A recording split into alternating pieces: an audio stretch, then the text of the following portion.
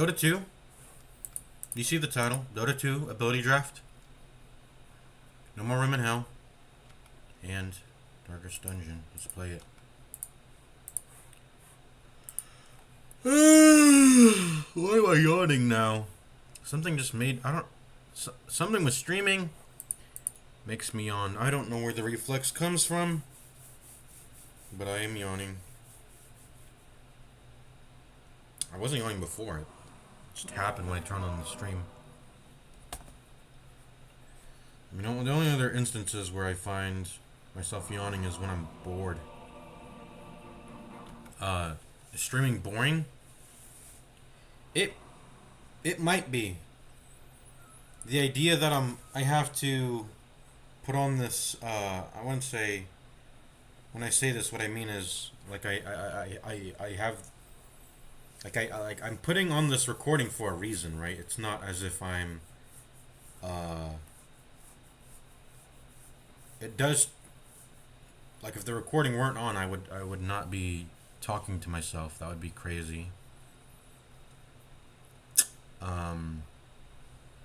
Well, it wouldn't be crazy. But the point would be that I'm talking and then it's not getting recorded, so, like, why am I talking? I guess that would be thinking out loud. That would be thinking out loud. But then talking without the purpose of thinking out loud, you're probably a crazy person, right? Talking to people who aren't there. Talking with no intended, anyways, I don't know, what the fuck am I on about? I rewatch my own streams, and I need to be commentating so I know what the fuck my line of thinking was. So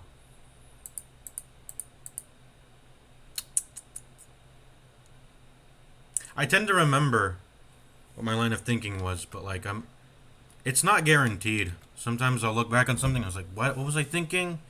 What was I doing? And the streams help with that. That's really... That's the main reason why you stream, first and foremost. If other people watch and they find an interest in the AD or the gameplay or whatever, that's secondary. Like, it really is. If I started to make good money, well, it would depend on how much money it is, obviously. Everything has a price. But, if I were to make, like, let's say, a livable amount of money to stream, I would turn that down. Even though that sounds like a dream job to me when I was a fucking kid. And a lot of people have that. But I don't know. Like, would I want to be paid just a livable amount to fucking what's an equally useless task that I don't find value in? Fucking throw bricks at a wall. I don't know. I'm trying to think of something to say that makes sense, but think of a mundane task, whatever. Throw bricks at a wall, fucking crush, I guess there's a, crush bottles, crush, what are they called? Soda cans. Would I want to crush soda like there's a bunch of homeless people that do this actually in California. Would I want to crush soda cans and sell them as a living? No.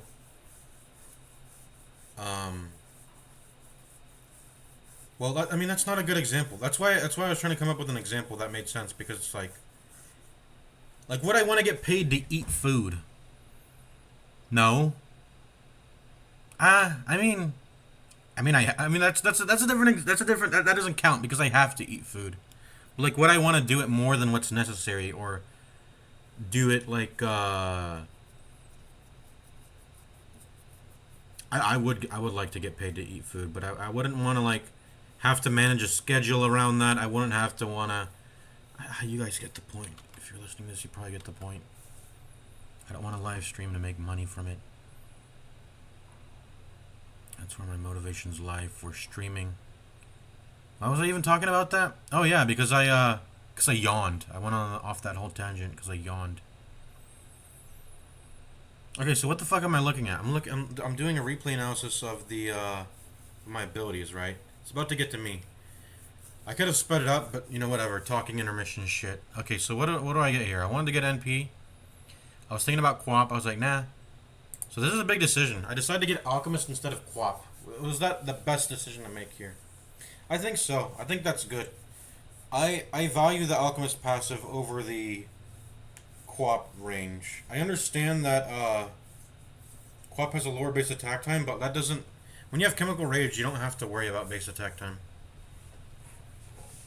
Right? Everyone... Oh, I guess Pango... But if I'm being melee, I'll just give me Alchemist instead, but I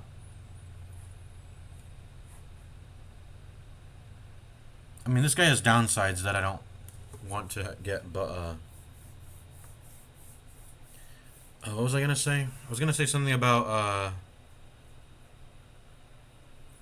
yeah, the hero model. It's important that I pick a hero model here right now, I think. When you're right clicker, you should think about this. If I didn't value being a right clicker and Alchemist wasn't in the lobby, what would I have picked though? I remember mentioning Rolling Boulder. I wanted to get Rolling Boulder at some point. I probably should have gotten that. But Alchemist passive is just so good. It is worth first picking, I believe, arguably. Although I would say, because Chemical Rage exists, you probably want to get Chemical Rage first, but because you don't want to put the... There's higher value stuff beyond just getting gold.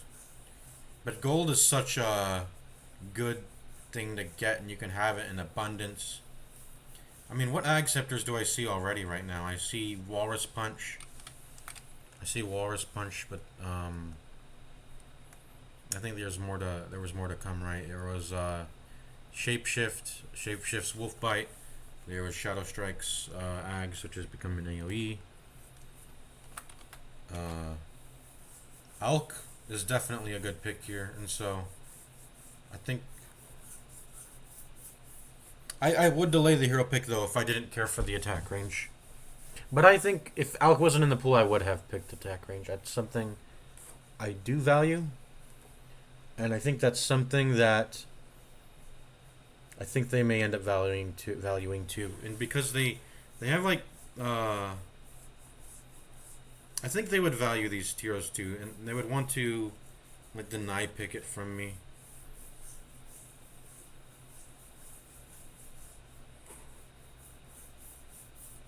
I'm actually like Pango is actually better than AM because the base attack time lowered on AM doesn't matter when you're in Chemical Rage. So Pangolier's better. Agi gain is actually better for Chemical Rage, and strength gain is good. His int gain's all right. Pangolier is a pretty solid model actually for this Chemical Rage. Even if I valued AM's base attack time, you pay a really bad cost. AM is so freaking squishy. I mean, his base starting HP is not the worst. He has alright armor, above average armor, but it gets worse over time. 1.6 strength gain is really bad, guys.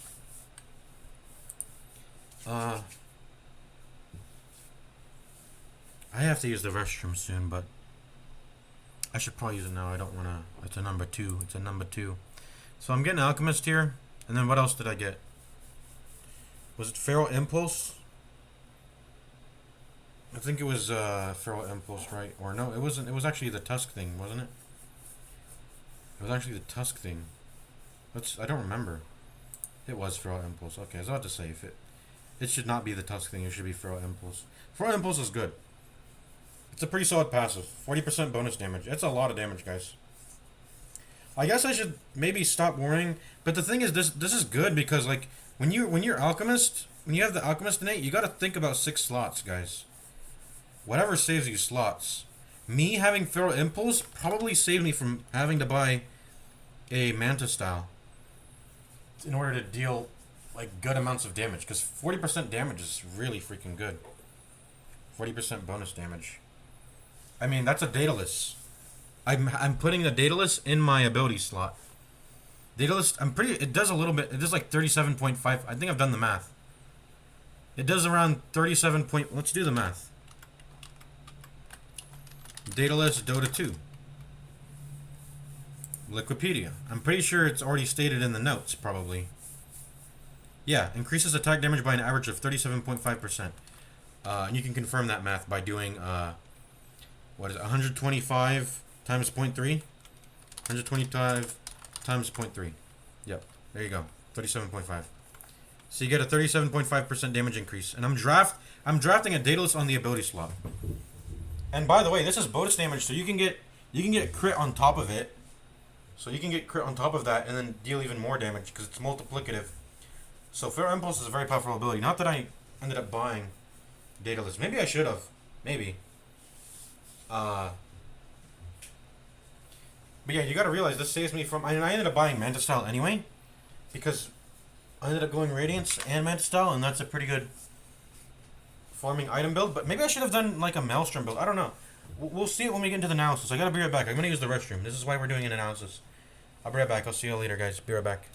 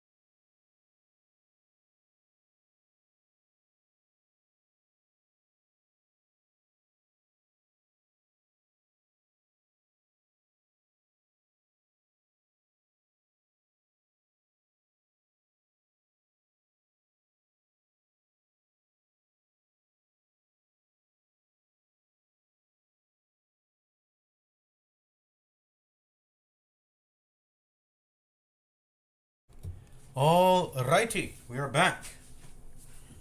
We are back to analyze the Metafreakin ability draft game that I played yesterday. And we're gonna do these daily, I think. We're gonna do it daily leading up to Wednesday is when I have my game. I think I don't even know what the fuck's going on. Nothing's really explained that well to me. All I know is I clicked on a website, it said 7 p.m. PS Pacific Standard Time, and it said that's it. That's literally it. So on that date, some games are going to happen, or a game. And then I don't even know what the scoring system is. I don't know I don't know the metric by which the victor is declared. I don't know what's going on, and I'm not even. I was told.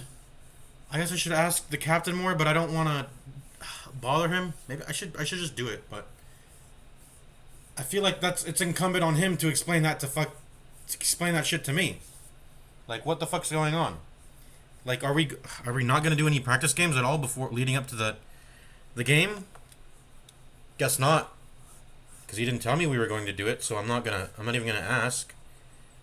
He is the captain. If that's going to happen, he needs to inform me. So presuming he's not telling me, I don't think there's any practice games. That's going to be the first moment we as a team get to play together. I guess maybe I'm treating it too fucking seriously. This is not really. I'm probably treating it too seriously. Yeah. But like, there isn't money on the line. If there was money on the line, I'd probably ask them, like, hey, can we do some fucking practice games? But anyways, I don't expect it to be very high quality on it. Well, I expect it to be higher quality than the fucking. Just in terms of, like, there's gonna be high skill people playing in this, but like that's not a guarantee of the things that I value to be met in that game. And skill is correlated with that, but it's not. It's not a guarantee, because I've played with high MMR players who are fucking terrible to play with. In fact, it might be the opposite. The higher the MMR people are, the worse, the less pleasant they are to play with. That's my whole issue with the fucking Dota 2 game, is that people are fucking unpleasant to play with. And it might not be in the same way that it is with lower skill players, but it's still going to be annoying, maybe, probably, I don't know. And that for lower skill players, well, this is for higher skill players too. They give up, they complain and shift blame, and they essentially just put winning as a lower. They place it very low in priority of the things they care about when they're playing the game. They put a bunch of shit over it, and not for good reasons. Not good. Not the others. The stuff that ranks higher they're pretty bad. It's shit like bickering, ego battles, wanting to be lazy. By lazy I mean they want to give up when things get hard. They put all these things ahead of winning. The amount of they don't. So lazy is a good term. Lazy is a good term. Giving up when things get hard. So what I end up drafting here, Fair Impulse. How good was that? I don't know. Given how bad my... Okay, so something important to understand here is... I think when I drafted Alchemist, I need to lean into that. That is... Kamoko Rage and Alchemist by itself is an entire thing to lean into. Because that's a powerful ultimate. And the innate's powerful. This is a powerful character. Like, if you make me go play Dota, regular Dota, I would play Alchemist. This is the character I would play because, well, I'm not gonna elaborate on it, but those are his two most powerful features. And the stun's good on a support character. That's why he drafted it. But Acid Spray is quite. I mean, it's good on a support character. That doesn't need to be on Alchemist himself. Support can plop that down for you. That's why actually Alchemist exists in the support position. The same thing can be said of Healing Ward and Juggernaut. As for corrosive weaponry, this ability didn't even exist. It only even started existing when Alchemist lost his gold as a skillable ability. So it's not really intended to be super strong. It's sort of like anti-mage's innate almost, in that it's just meant to give him catch where catch otherwise didn't used to exist. But yeah, I don't know. This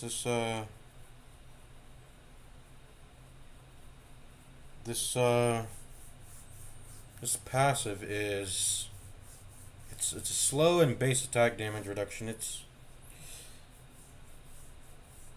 don't got that damage. I want damage, bro. This is like combat utility. It doesn't have any actually help with farming creeps. Farming creeps is unfortunately it's one of the most powerful things you can do in Dota 2, and I don't find that to be a very fun experience, which begs the question, why do I even play fucking Dota 2 then? Um, I mean, in high enough skill Dota 2, you you will fight the enemy frequently enough to where you're not just farming all game. But I guess just in the lower skill games, man, it really is within your best interest just to fucking farm and hit and then create, because you're so good at farming and everyone else fucking sucks. Create this gap in wealth and then just do this, like, don't take risks, get super farmed, and then get the Aegis and end the game, and then you didn't even fucking interact with the enemy because they didn't make it interesting for you. That's how games play out, and that's boring as hell. I don't like playing with low skill players because of that. But in good Dota, the enemy will force you to interact with them and do stuff, evade them at the very least. You know, even if you're still hitting creeps, it's still interesting because you're evading them and you're playing around the map in a cat and mouse interesting way. And at times you will still have to fight and defend towers and yada yada yada. Anyways, I went on the whole tangent to say that I don't think Feral Impulse is actually the best one. It's okay, like it's good. It's a crit on a basic ability. It's a dataless worth of value on a basic ability, and like I would draft it even if it was just the base damage, but it doesn't only do that. It also gives you some HP regen, which helps you sustain through the lane, which is quite nice. I think I actually made a mistake in the lane, even though they didn't end up harassing me enough for it to matter. But if they were skilled, it would have, and I have to be able to see that when I get into this league tournament, this competitive league thing. I don't know what's the word tournament mean? Tournament versus league of competitive gaming. Whatever, I don't care. We're playing in parties and we're fighting other parties. That's meaningful to me. I don't call it what you will, competitive, whatever. Um,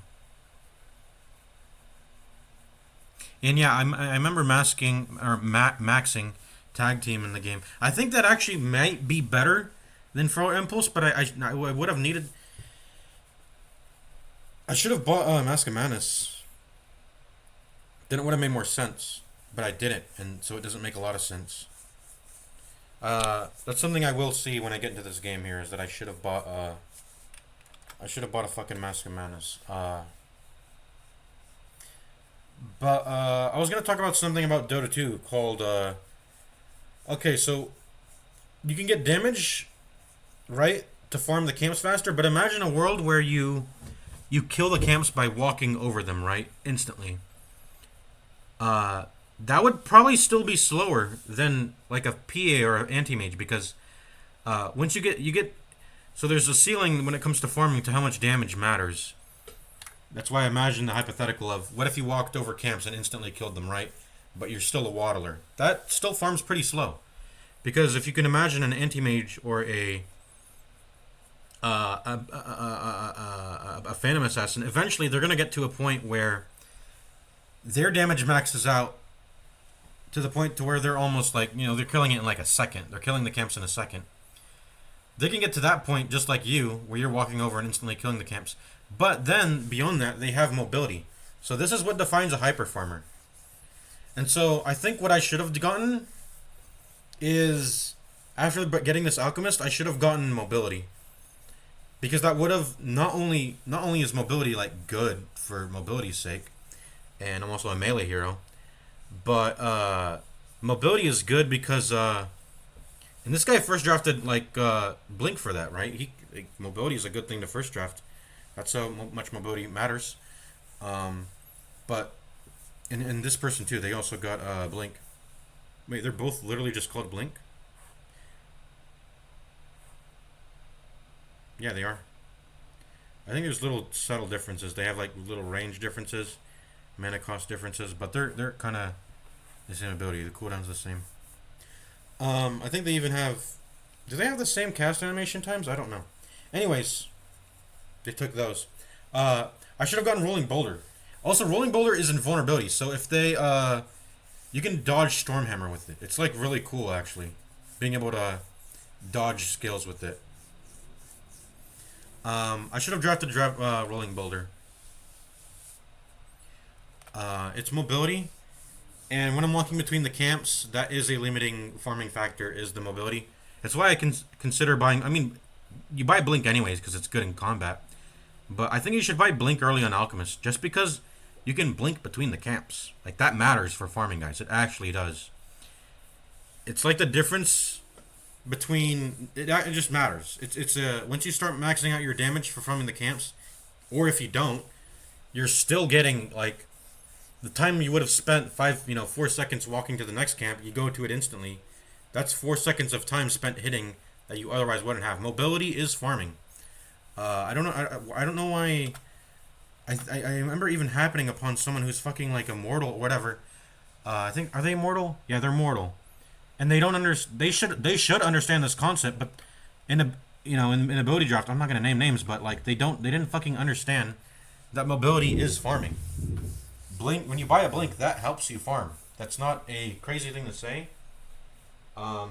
Obviously, when you buy items, you want to care about reaping as much value as you can, and maybe buying it just to farm is not going to be enough versus the opportunity cost of buying another item.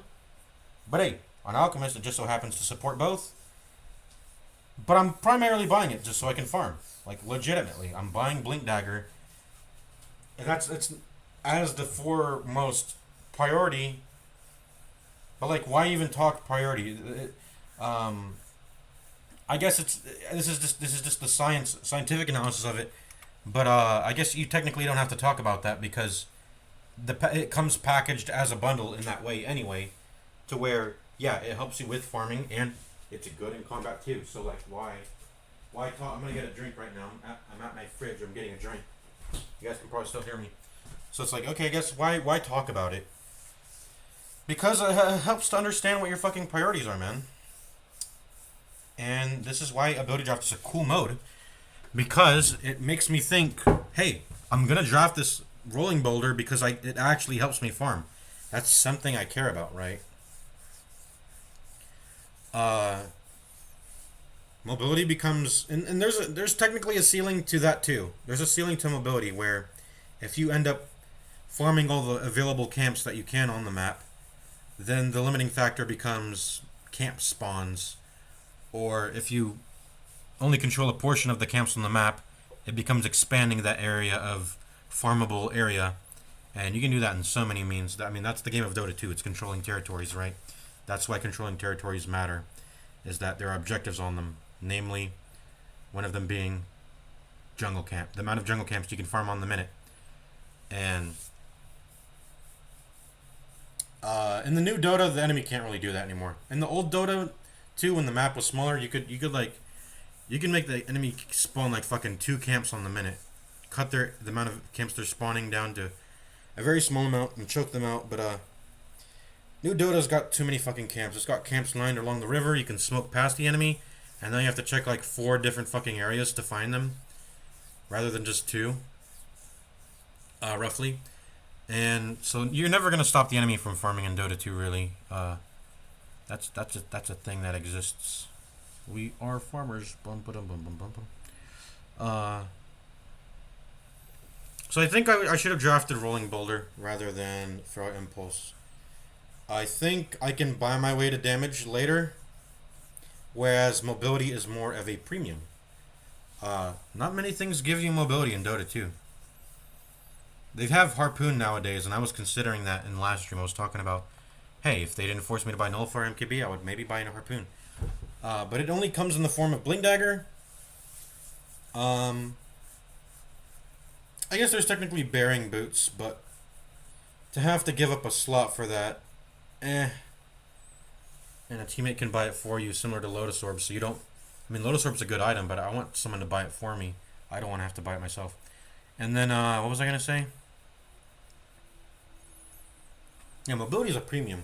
Blink and Shadow Blade are very nice items to have in Dota 2. They let you position in a way. They give you mobility. They let you position in unique ways.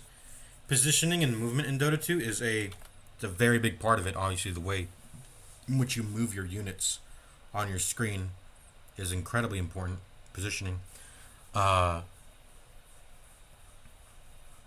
I should have gone Rolling Boulder. I guess I'm just kind of afraid of giving it to the enemy. That's the thing. Like I feel like they have a lot of mobility already. If they get more, it's a redundancy that doesn't matter once I buy that fucking Orchid on them, right? Once I stun them.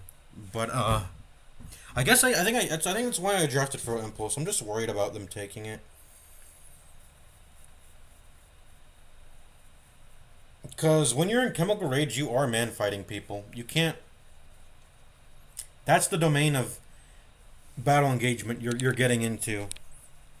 I'm not gonna Chemical Rage and then fucking Rolling Boulder out with my Chemical Rage ticking. If I'm going in, I'm going in, and I'm gonna try to stay in as much as I can. And yeah, I'm not doing it until I can get what I wanted, which is the kill. So, you know what? I actually like the Feral Impulse.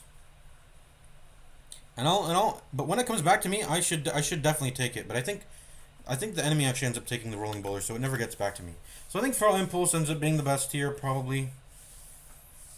It's probably the best thing for farming and for scaling late game. If there was like would I pick a Sandstorm? Yeah.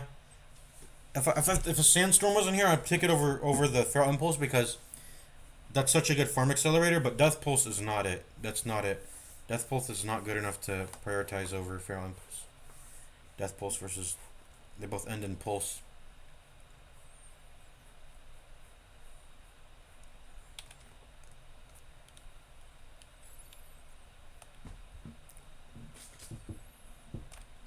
I know this has Spirit Wolf.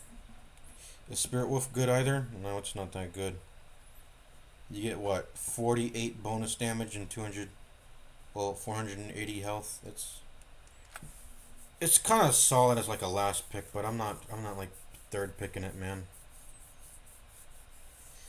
I guess maybe I should have just taken Acid Spray. No, Feral Impulse scales better. And Feral Impulse still helps with farming. Acid Spray is a better farming ability, though, I think. Yeah, because it... I mean, in the grand scheme of things, Feral Impulse will scale to farm better, but the point of having Acid Spray as an ability is that you can... leading up to your major farming item that will address most of your farming desires, you're going to have an AoE ability. And then if it doesn't perform as well as Feral Impulse after you get your farming item, it's like, whatever. I'm already farming well. So, the fact that Feral Impulse could have... You know, whatever. Feral Impulse is good. I like the Feral Impulse pick here. I liked it. I think it's alright. And so, yeah, he ends up taking Rolling Bowler. What is this guy's picking? He's too juiced up on the mobility. He needs to stop worrying so much about mobility. He needs to... I guess he intended to... I don't know what the fuck he's doing. He might have just played badly too.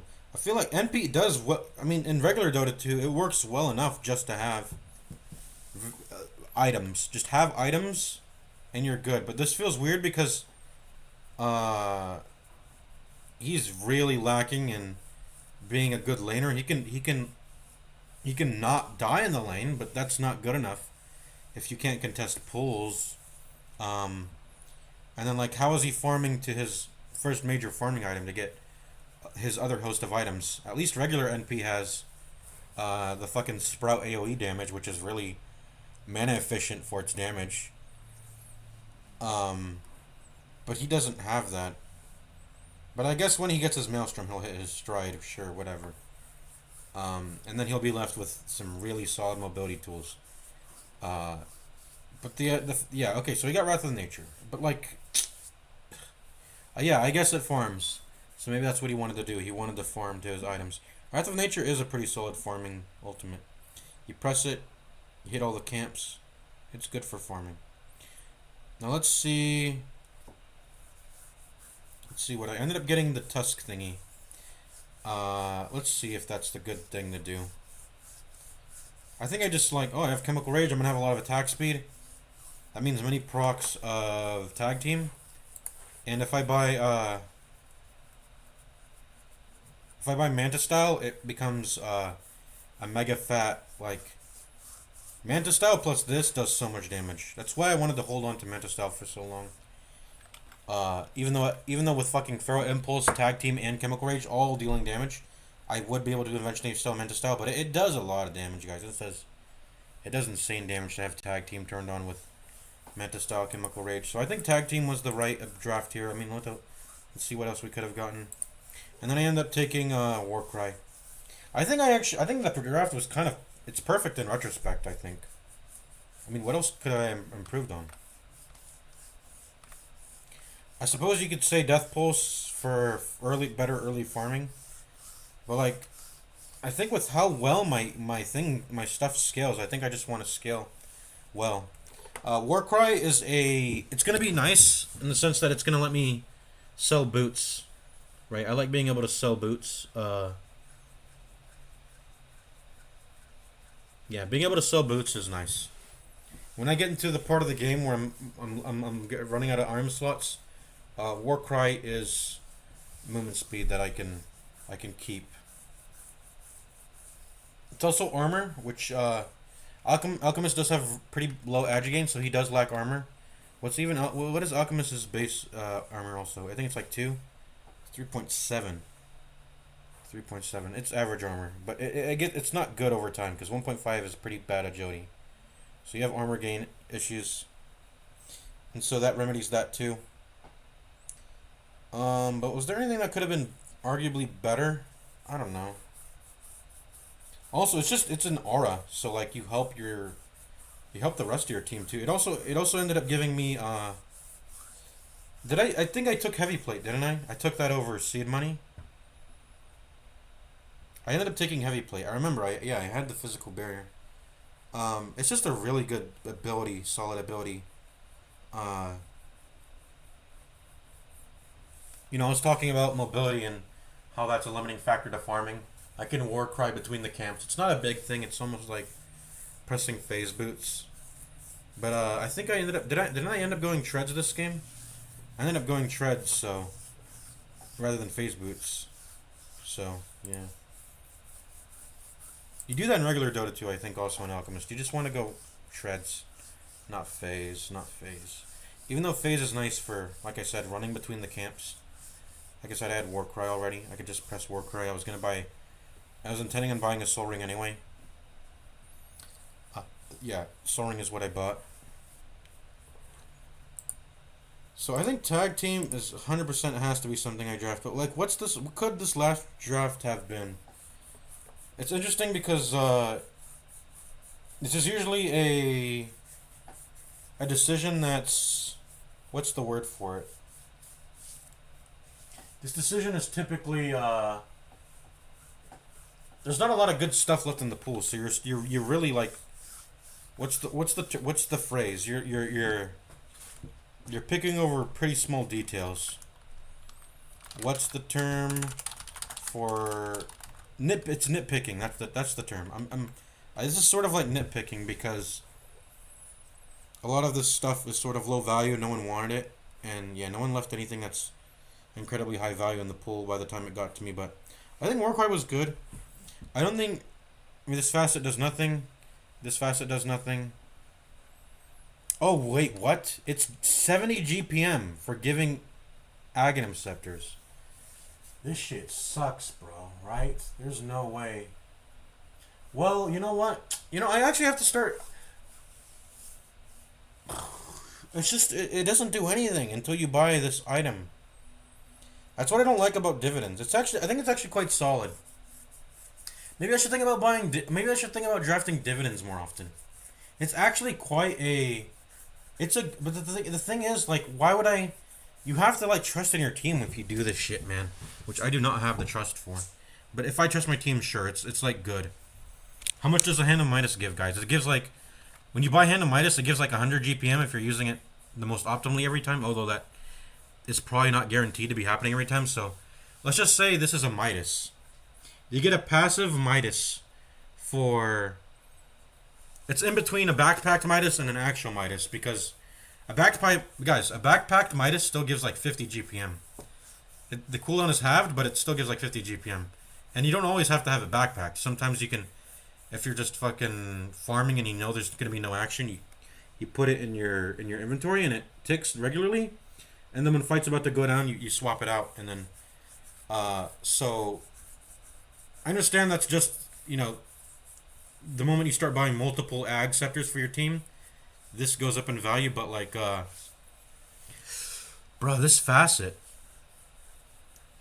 What you're doing when you get this facet is what you're saying is pretty much, I'm not gonna be participating in fights. I'm gonna go ahead and buy my farming item. I'm gonna buy maybe a blink, and that's it. I'm gonna buy farming item and blink. Blink is a farming item, so basically you're gonna max out your farming by buying, your farming items. And then you don't intend to itemize for your character after that. You're gonna start building. You're gonna become Santa Claus. You're gonna like Santa Claus, Alchemist. In regular Dota 2, probably looks something like Boots, Radiance, Blink, maybe a Manta style, and then after that you just start fucking buying. Because Blink and Manta are farming items. They continue to be farming items. That's for all Radiance buyers. Most likely, like Lifestealer and Abaddon, they will buy Radiance. Lifestealer tends to not buy Blink, but Abaddon, he will buy a Blink. He will buy a Manta style to. Just because they're also good in battle. These are items that are good in battle, but they also they continue to accelerate your farm.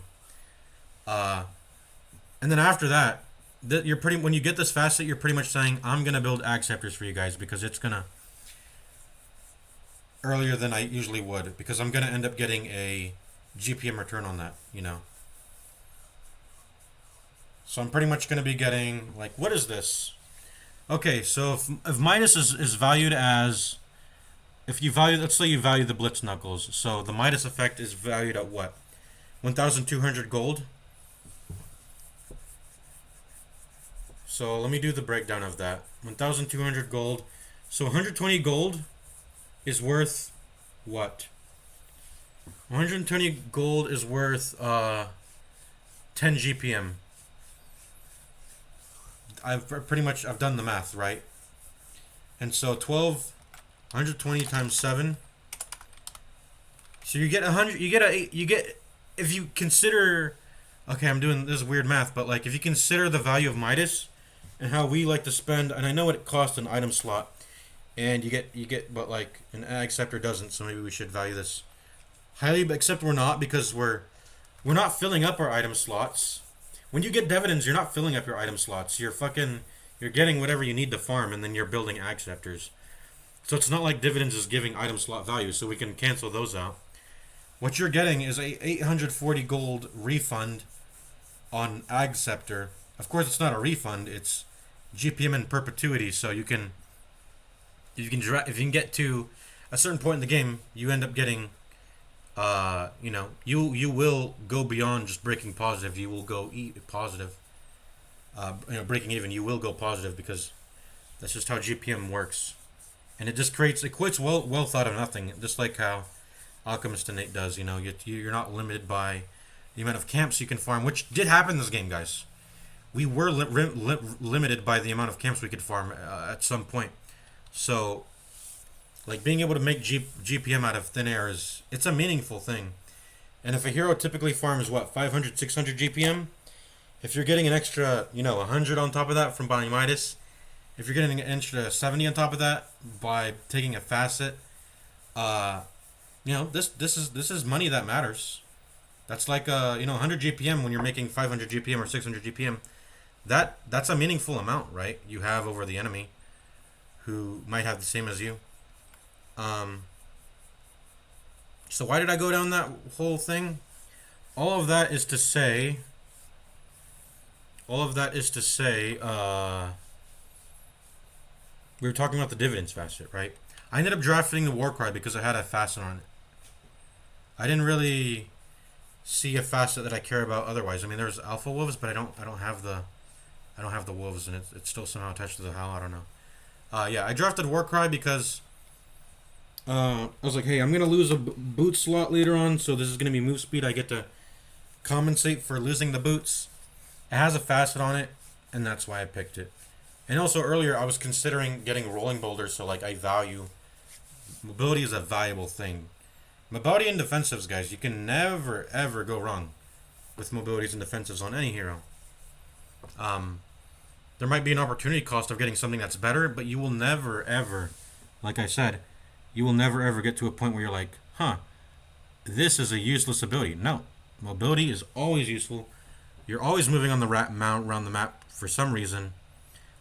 You can probably maybe have it in excess uh, to some amount, but like even if you do, like you're gonna be able to turn that somehow into something that matters.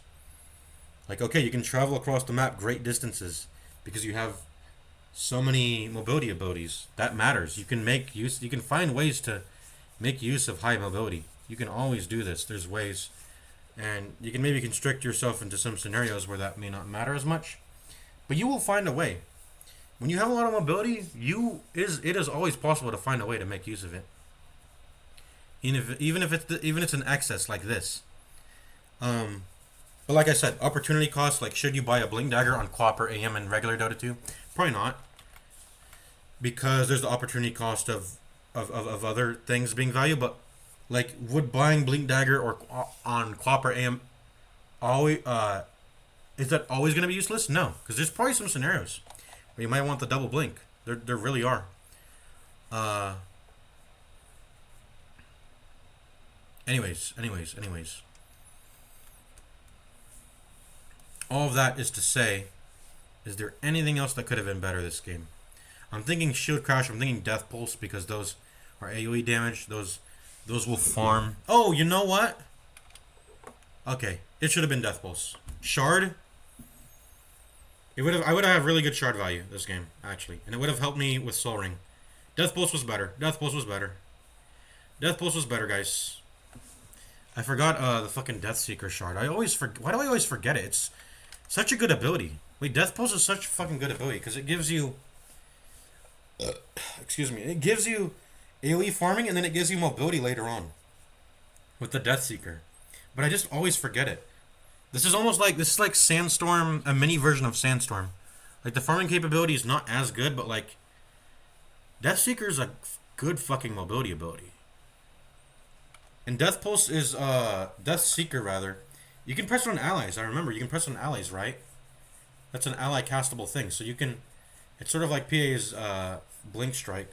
You can go to ally or foe to like escape. You know. It should have been Death Pulse, and that would have remedied my fucking terrible farming this game. Yeah, it should have been Death Pulse. Why do I always forget this shit has a shard, man?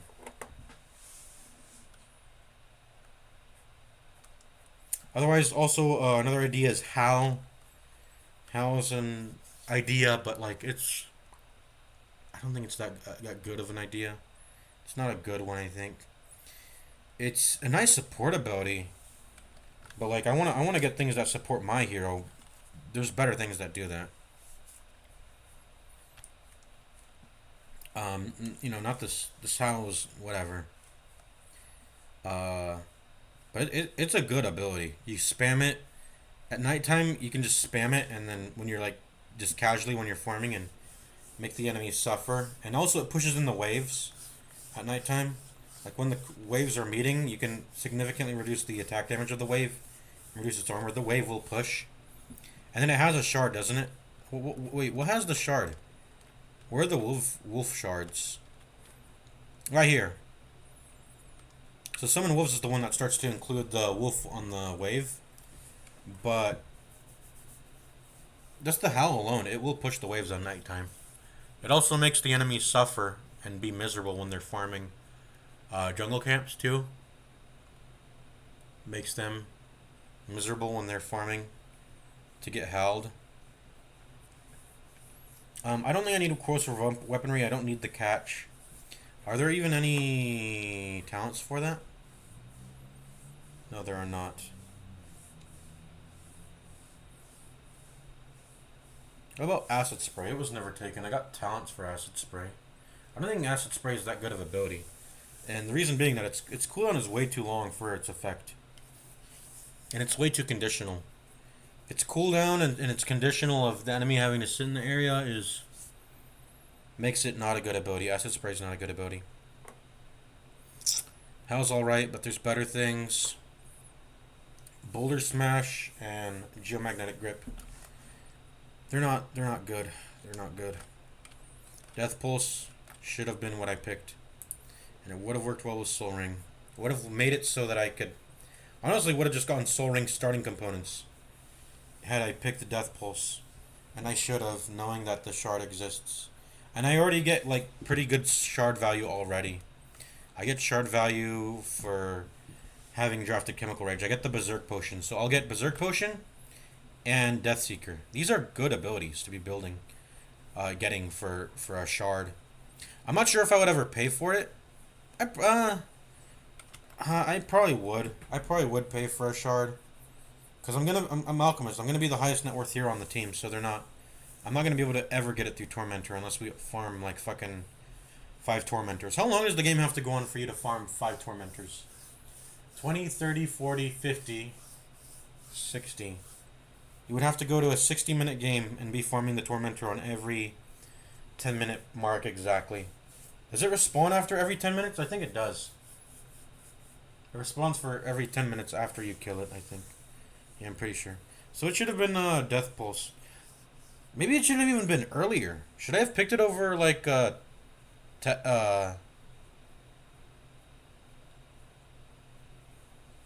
I went Chemical Rage, Feral Impulse, Alchemist, and then Warcry, Tag Team. Well, I mean, technically I don't have to pick it over anything because they were back-to-back picks. Yeah, they were back-to-back picks, but if I weren't a back-to-back picker, I would probably prioritize Death Pulse over Tag Team, arguably, but just because of that Death Seeker shard, it's so good. Its mobility, it's invulnerable. It's just like Rolling Boulder. It's not exactly Rolling Boulder, but it's because the cooldown's way longer, but it's got that Rolling Boulder juice. Like if the enemy launches a Stormhammer at me, I can dodge it inside the Death Pulse. Like that's really good, being able to do something like that. Alright, let's actually analyze the game. I don't think there's going to be much to analyze. I'm pretty sure a lot of things can be remedied by me just farming better. Let's go into my player view. I ended up going Circlet, Branch. I don't think this is good. I should have gone Soul Ring components. So I should have gone Quelling Blade, Gauntlet, Branch probably. And I think the stick was fine. I think the stick was fine. I mean, I expected the enemy to like spam way more spells at me, but stick is fine. I'm gonna get stick at some point in the game, so the idea of getting it earlier, that's fine. I mean, it's fine. Yeah, stick's okay thing. I should have gone Quelling Blade, Branch, Gauntlet, because the Gauntlet can go into the metafriggin Soul Ring, but I ended up not doing that. I don't think how I played the lane mattered too much. I mean, this is just last hit better. My regen was covered by Feral Impulse and Quelling. I didn't even have to end up using the tangos because, yeah, I didn't need to. But oh yeah, very important thing. hit the creeps twice when they go. Hit the melee creeps twice when they go under tower. I need to do that. That's something I really badly needed to do, because yeah, hitting it once is not good enough, and also hitting it 0 times is not good enough. I think you specifically need to hit it twice if you're a. I think if you're a hero with below, like 60 attack damage, or is it like 65? You have to have high attack damage if you want to be able to last hit it, even though you have even though you haven't hit the creep at all. So let's just find a moment in the game where that happens. Let me find a moment where I'm farming under tower and I fuck up like that. I wanna see it.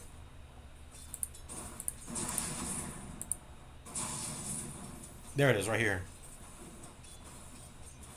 You can see I'm able to last hit it because I attacked it twice. So I knew now. So where did I fuck up earlier? Where did I fuck up earlier with this?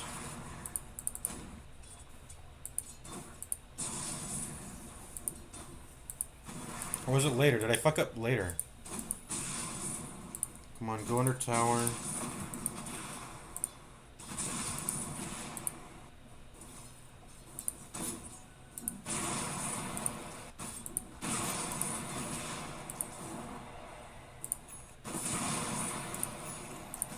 Bro, creeps go under tower so I can see. Anyways, I mean, I get the point. And so what are my items? I end up getting soul ring pretty fast. I don't think that was good. I should probably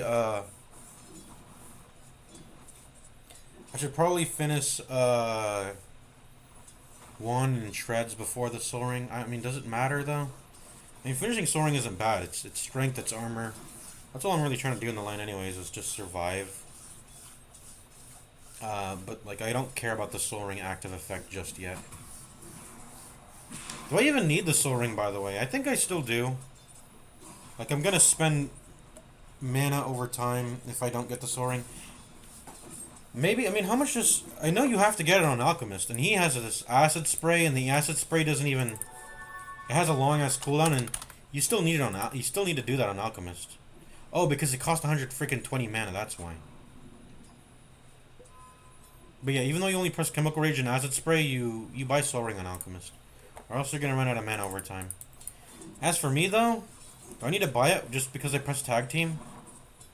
I think so. And I want to be able to press Warcry pretty liberally, too, just to run around the map.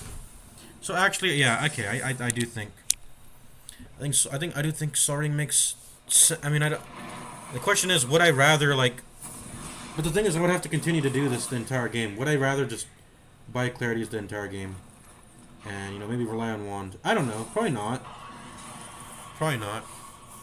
I think I like the Soul Ring. It's fine. I think Soul Ring is fine. Soul Ring is fine.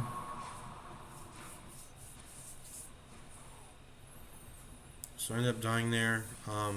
Let's analyze every death, because that was probably not... That was not a good death, I think. I mean, well, I think this was okay. I see everyone on the map. Pango's mid. Quap's top. She doesn't even have 6 yet. NP's DC'd. No, walking at this Wisdom was totally correct for me to do. But then Pugna TP'd. And then the Quap's gonna come over. They literally bring everyone. They're fucking papijas. They abandon... It's 7 minutes, and they abandon all their lanes just to fucking TP onto me. I began to pick up that they have a hard-on for me this entire game. They're worried about me farming. They 100% are worried about me farming. They brought... Okay, so this was not unreasonable for me to go to this Wisdom. They brought way too much fucking people to this, to kill me here. This, like, means... This, like, means... And this is whatever. It, like, means nothing. I didn't even lose the wave.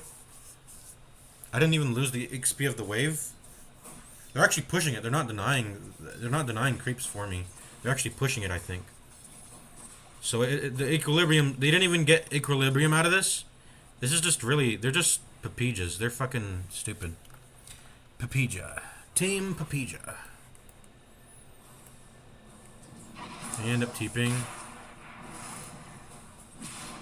I end up TPing and...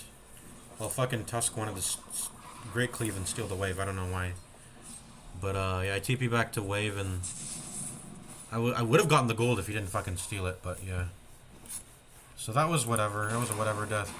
I ended up dying a second time. Okay, this is just stupid. Me walking up on lane is stupid. Like, I know they're still all there. I shouldn't be this far up at all. This is incredibly idiotic of me. And I'm just out of it. I'm just out of it. I don't know what the fuck I'm doing. For some reason, I suspected that, okay, they're going to leave this lane. But nope, nope, nope, nope. Just let mid go under tower and no one collects it. I don't even know why Necrophos isn't pressuring this lane, knowing that... Why the fuck doesn't he have Shapeshift? I feel like you would want to level that. I don't care if you can't really use it to right-click well. You get haste. Okay, so he's coming, he's pushing the lane.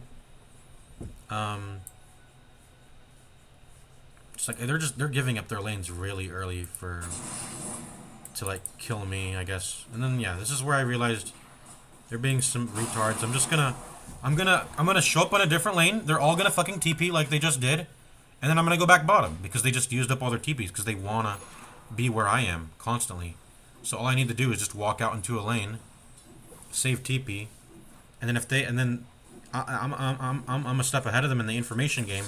If they want to contest me, then they're gonna have to blow TPs, and then I'm a step ahead, so I blow my TP, and look at me. I'm farming bottom because they blew their TPs, and I'm chilling. Because I played this situation properly. Look, I'm even taking the tower. I'm farming so freely under tower. They have to stay mid. They blew their TPs. It's going to be very inefficient for them to walk all the way bottom after blowing TPs. That's like a big way. That's how Dota 2 works, guys. And I end up really happy from this. Yeah, very nice. So at this point, I'm saving up money for Radiance. This is bad. I needed to get Mask of Manus. In retrospect, Circlet wasn't so bad because, I mean, it's taking up a slot. You know, it's not good to have empty slots. And so if a Mask of Manus was here, this would have been perfect. Yeah, I was actually thinking about, when I was commenting on how I should have gotten Gauntlet, I think the Circlet's okay. Like, I'm filling up my slots either way. But I don't think it's necessary. I mean, I don't think it's necessary. It could have been another branch, right? It doesn't need to be a Circlet. But like with, when it comes to AD, I was just, I don't know, you know, I have 600 gold at the start of the game. I want to spend it all, right? I want to spend all my gold. I think Circlet is fine. And it was probably the best itemization. What's not the best itemization is not getting the Mask of Manus here, though. I really needed to get Mask of Manus. I maxed out Tag Team. It makes perfect sense to then get Mask of Manus at this point. 16 seconds. 15 seconds. Oh, man, the cooldowns aligned perfectly. I definitely should have gotten Mask of Manus. Waiting until I got Radiance was not good. Mask of Manus would have farmed better. It definitely would have farmed better. So I should have gotten Mask of Manus here. Whatever. I mean, it's not... I say whatever, but it's probably the reason why Muerta has more fucking net worth than me at the end of the game. Like, it's because, I didn't get the fucking Mask of Manus to start farming earlier. But the game's kind of like, it's whatever at this point. Like, the analysis beyond this point doesn't really matter because they never cross our side of the river. I farmed safely. I warded up. I guess I didn't ward well. If the enemy was more competent, they would have caught me farming. So that's something to remember. Always ward. If you're gonna be frequently farming an area, you need to fucking ward it. You need to ward it because, you know, it's not acceptable to not ward it because if the enemy can just like walk at you, that's not a good thing. You want them to have to pay the resource of popping a smoke, right? You can't just let them walk at you for free. So I should have... We need to ward the places I farm. I mean, I know this, but like it's a habit I really suck at because usually the enemies I play against in these low skill games are not good. They typically don't walk at you. They'll farm their side of the map, And then at that point, it's just a battle of who farms their side of the map better. And that's why I would probably, if I wanted to rank up, I would choose Alchemist. Because he farms his side of the map the best. Like, he can't really be beaten in that respect, in that moment of farming, right? You know, maybe he gets outscaled later, and the value of the farming is different, but, like, I like Alchemist. You get, you can be versatile with your items. When you have a lot of gold, items are just a versatile tool. So Alchemist really feels flexible in the way he can play the game. When his ability, his main juice is just to get gold, you know. So anyways, I end up getting Radiance. Is Radiance good? That's another question I need to ask myself. So I'm buying the Mask of Madness. I should have bought that for sure. Following the Mask of Madness, which should I have gotten? So there's a few options. I could have gotten Battle Fury. That would have been Feral Impulse works with Battle Fury. I could have gotten Battle Fury. I could have gotten, but the thing is, if I were to get Manta Style after, then Battle Fury doesn't work as well with it, which is why I think the fucking Radiance build on AM is actually quite good. I think it's really good, actually. And AM nowadays has access to, I think there's more like mana regen neutrals.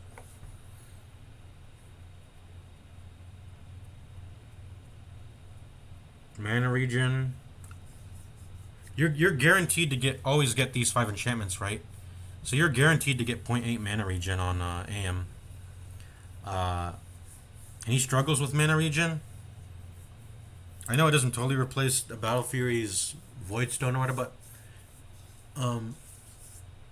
but like, it's okay. I think just buy Clarities. And then you can get even more. You can get even more when you get to tier 2. You can get the Mana Draft, which is really, really freaking good. If you're going a Radiance build, getting Mana Draft and Mystical, it's like, why was I build, you know, hey, goodbye Battle Fury. Hello Radiance. And then when I pop Manta Style on the AM, I can use that to push out waves way better with that Radiance aura ticking. But, yeah, you can get Occult. What is this? Occult Bracelet. You can stack that up to 2 mana regen. That's quite solid. 2 mana regen plus 2.8. Just get like, I think the build is Vanguard Radiance. You do want to build something tanky before getting the Radiance. I think people go Helmdom. You can probably, I don't know if you still go Helmdom. But you can get like Vanguard into Radiance, Helm of the Dominator into Radiance. They've nerfed Helmdom. I think they've just entirely removed the EXP you get from it. So they've reverted it back to how it used to be. I think it's significantly weak. Oh, they halved it. They halved it.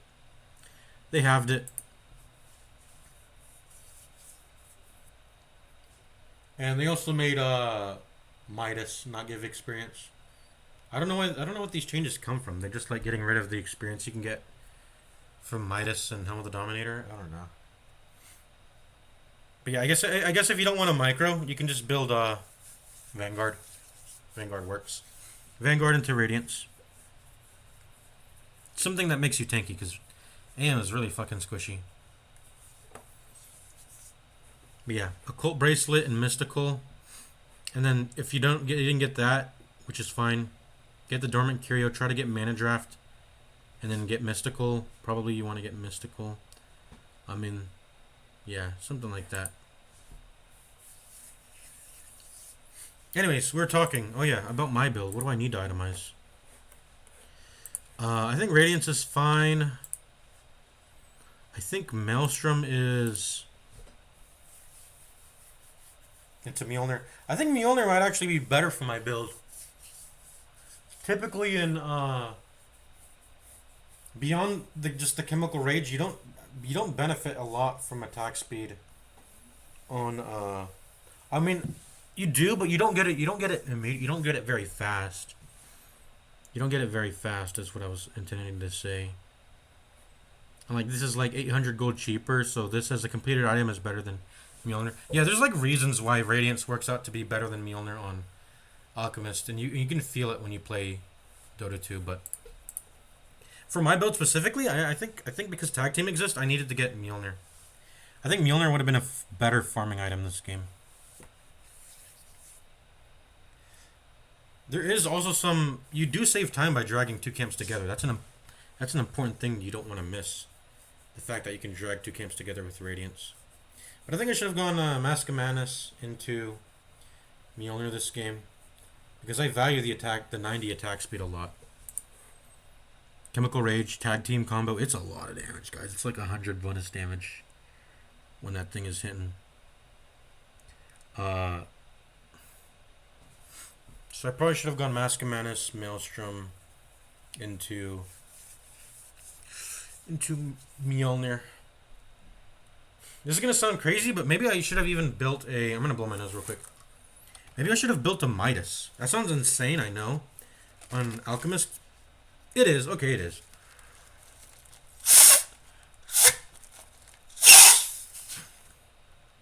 That is insane.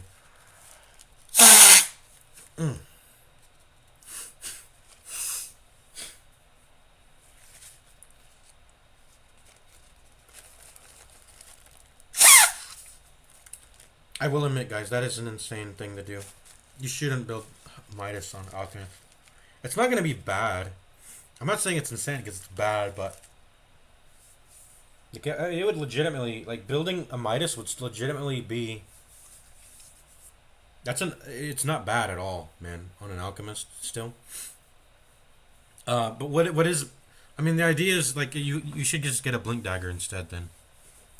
Instead of getting a Midas, you should get a Blink Dagger. Because that's doing the same thing. You're going to be able to blink... What is it? What's the cooldown on Midas nowadays? 90 seconds? You're going to be able to blink... If you're pressing it off cooldown. So let's just... Maybe subtract 1 to account for... not pressing it off cooldown. 15 times... 15 times 6 is 90. So you get like... Let's just say 5. What's worth more? A Midas every 90 seconds or 5 blinks every 90 seconds? And we're going to presume it's not 6. 5.5 blinks, whatever. 5 to 6 blinks every 90 seconds. 5 to 6 blinks every 90 seconds is way more valuable than a Midas when it comes to farming. Which begs the question, why don't people buy... why don't people buy Midas or Blink Dagger to farm rather than Midas? Probably because they... it's also probably because when you buy Midas, you also value the attack speed. Like, Midas gives a meaningful amount of attack speed nowadays. Well, it's always give the attack speed, and it's more important now that you value the attack speed because it no longer has the unique property of giving EXP. Like Invokers would buy this to get EXP. And the attack speed matters somewhat, but when you play Invoker, you're not right-clicking. You're being a spell slinger. Like you press attacks some amount. Like you have alacrity, and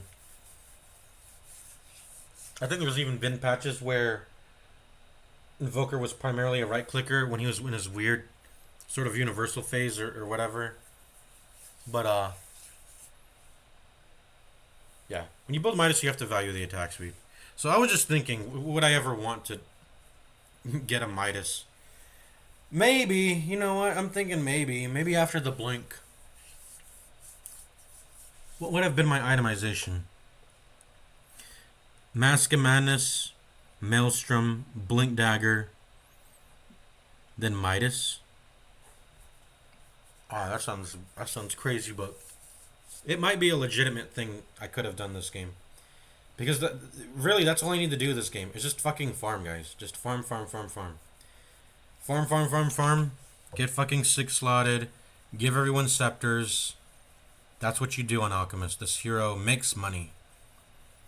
And like I said, ever since they made Bloodthorn exist as an item, this hero feels so good going into the late game. He used to feel bad. This hero would fall off. And I used to have a terrible win rate with Alchemist.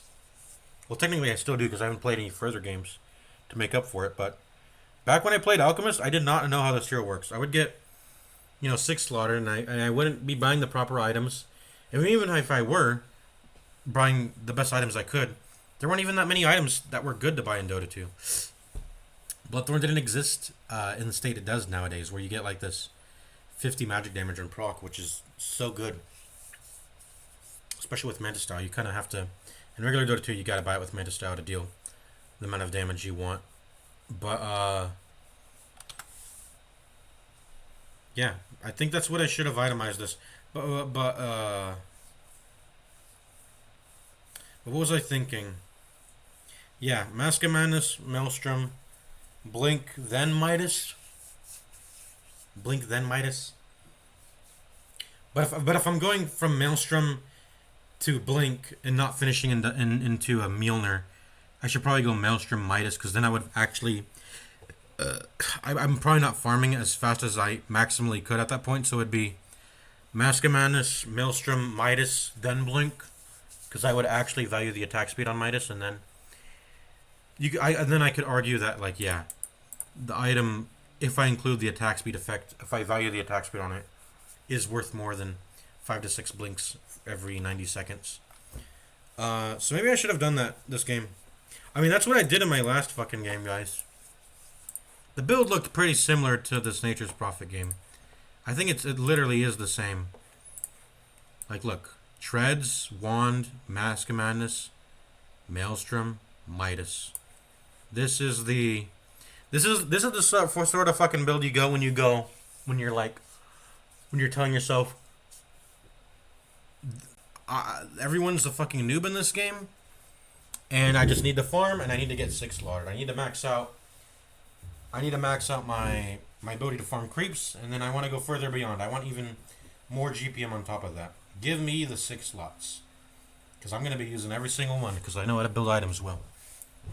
And I did that. And see, I got Midas, and then I finished into Mjolnir. This is an interesting thing to think about, like going Midas before finishing the Mjolnir. I don't know when you should do this exactly. I mean, Midas is consistent. It's gonna always give you even if within the time you would have spent getting to the Midas or the Mjolnir, which is roughly, both of them roughly cost like 2,000 plus gold. Is the amount of creeps you're going to be hitting going to be constricted by the time you get to that point? Maybe. And then Midas feels better, because Midas creates gold. Mjolnir just lets you have the capability to farm it. And if they start taking our fucking tier 2s and we get trapped high ground, Midas becomes more valuable. So I think Midas before finishing the Mjolnir is better. But I do want to finish the Mjolnir, right? And I do end up finishing Mjolnir, just to clear the waves and clear the creeps even better. And finishing a Mjolnir doesn't take up a slot also. It doesn't take up an item slot to finish the Mjolnir and build an item that has an Hyperstone component, which is this is a good item, when you just want that attack speed. I guess what I could have, maybe I shouldn't have finished Mjolnir in this game. Maybe I shouldn't have. We ended up getting Megas. So eventually, it made sense to do that. We ended up getting Megas, then you have to defend against Mega Creeps. And then, yeah, you want to be having Mjolnir by then, not just a Maelstrom. But, that's an interesting question. When do you ever, just sit on a Maelstrom and not finish it into Mjolnir?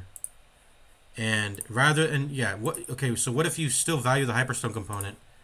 Well, you know what else has Hyperstone component? Bloodthorn. So if you want more attack speed, sit on the Maelstrom and then start working towards an Orchid or a Moon Shard if you just care about that raw attack speed. AC rarely do I think about. AC is an item that it's an item I rarely think about. Maybe I should value it more. I don't. It's the sort of item I get when I'm against a lot of enemies who have physical damage, so I value armor, and then I also value attack speed. It's a pretty cut and dry. Is that the term? Is that the phrase? It's a pretty cut and dry item. And I've built it before in 80 games. I've built it on this one Death Prophet game. I remember that's the last time I built it. It's also good at sieging, obviously. It's good at defending towers too. Now that I know it puts armor on towers. It's good for sieges. It gives your creeps armor, reduces theirs, and reduces the towers. It's a sieging item. That's a pretty meaningful dimension to that, but it's also just an aura, so it helps the rest of your team. So I mean, and that's just yeah, that's just you know, you build auras because auras are good in an aura situation. You know, building Vlads if you have a lot of teammates who right click and would love the uh, lifesteal you give them, like PA or something. Where is that game? That DP game where I got AC. It was this one. Yeah, I built AC. BKB Mask of Madness. AC Nullifier.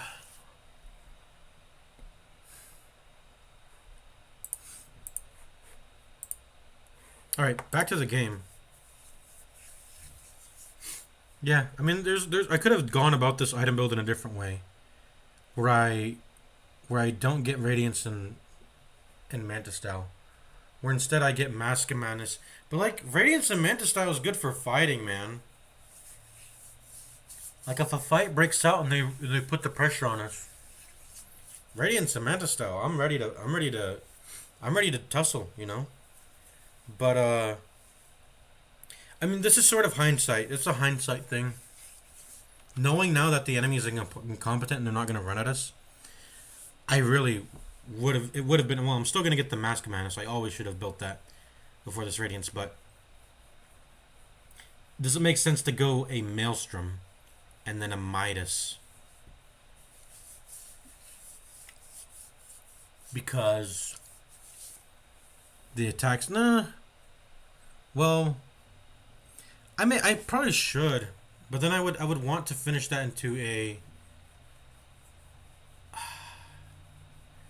I guess the question is, how much do I want to play off of tag team? Right, that's just the thing.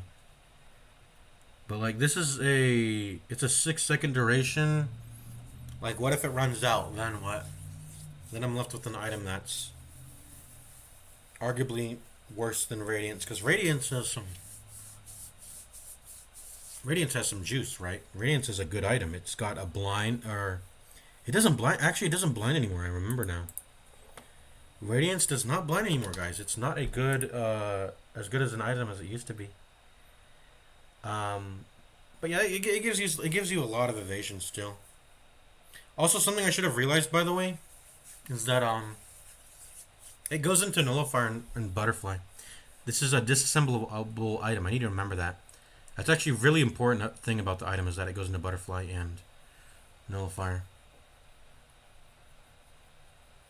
Like, sometimes it makes sense just to get a Radiance, just because you know you're going to get Nullifier later on. Like, this sounds crazy, but like going a Radiance on, for example, on like an Ursa. I know that sounds crazy, but like, and like, people typically build Battle Fury because it has like region on it, but like, it might make sense to go Radiance on Nullifier on top of Battle Fury. It sounds insane, but if you know you're gonna have to get the Nullifier later on, like, why not pay a measly what did I just type in the gold cost? Why not pay a measly 1,300 gold, which, you know, you can sell that and get half of it refunded, so you can get 650 gold back. Say it costs 650 gold to do this. Why not pay 650 gold, which is guaranteed to give you a return on it, a return to get the Radiance, right? Why not do that? Well, the answer is obvious, you know, because you delay other things. You delay your BKB, you delay your Blink Dagger, you delay. Excuse me. What else does Ursa get? MKB if you need it. You delay these other things, but like MKB is. You're eventually probably gonna get a Nullifier on Ursa, right? And so. Okay, let's presume that you were okay with delaying Blink and BKB on Ursa after getting Battle Fury. It would make sense to buy a Radiance. Like, it really would, because you know you're going to turn that into a Nullifier later on. It's not going to be a bad purchase. It's going to fill up the slot later on with the disassembly trick. So I guess Radiance is fine. I mean, they never ended up I never ended up going to that place where I needed to disassemble Radiance and get a nullifier, but if they did, I would have been able to do that. I would have been able to do that. But this is an interesting thing to think about. Radiance versus it can't just be Maelstrom, right? Like it has to be a completed Mjolnir. I can't talk about just sitting on the Maelstrom because the reason why I'm even considering yielding this Maelstrom over the Radiance is that I will finish it into a Mjolnir later because I care about the attack speed, I care about the tag team synergy. I probably, the static shield's a meaningful thing too. If you put it on yourself, you have a lot of regen. So if they decide to hit you, you will deal a lot of damage back to them. It's a good active. It's a good active, genuinely. If they decide to hit you, or whoever they decide to hit in fights.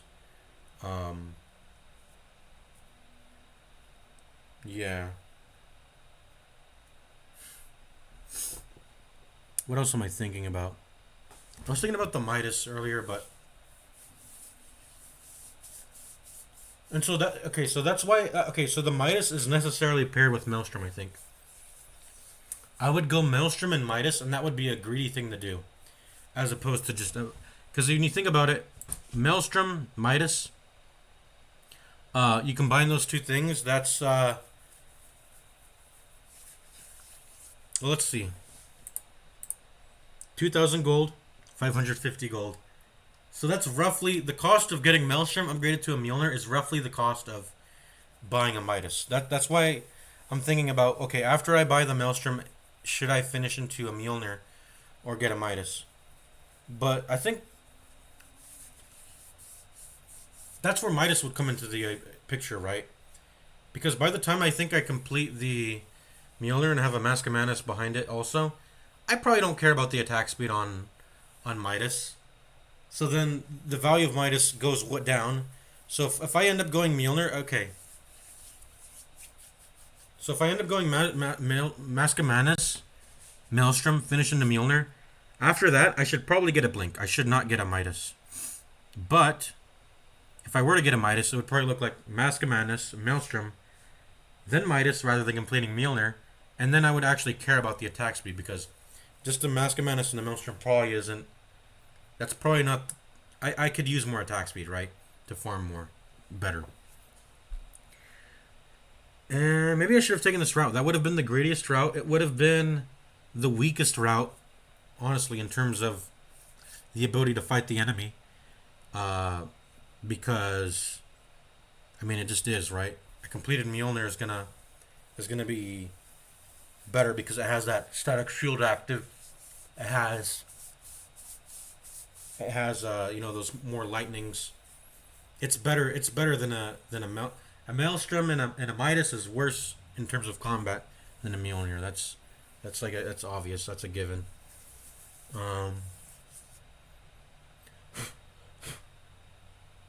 But I think I should have gone to Maelstrom.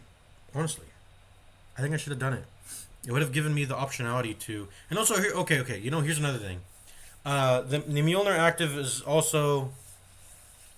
We could argue it has some anti-synergy with Throw Impulse because the amount of damage you're getting from Mjolnir, a lot of that is loaded into the lightnings, and then the lightnings obviously doesn't interact with Throw Impulse.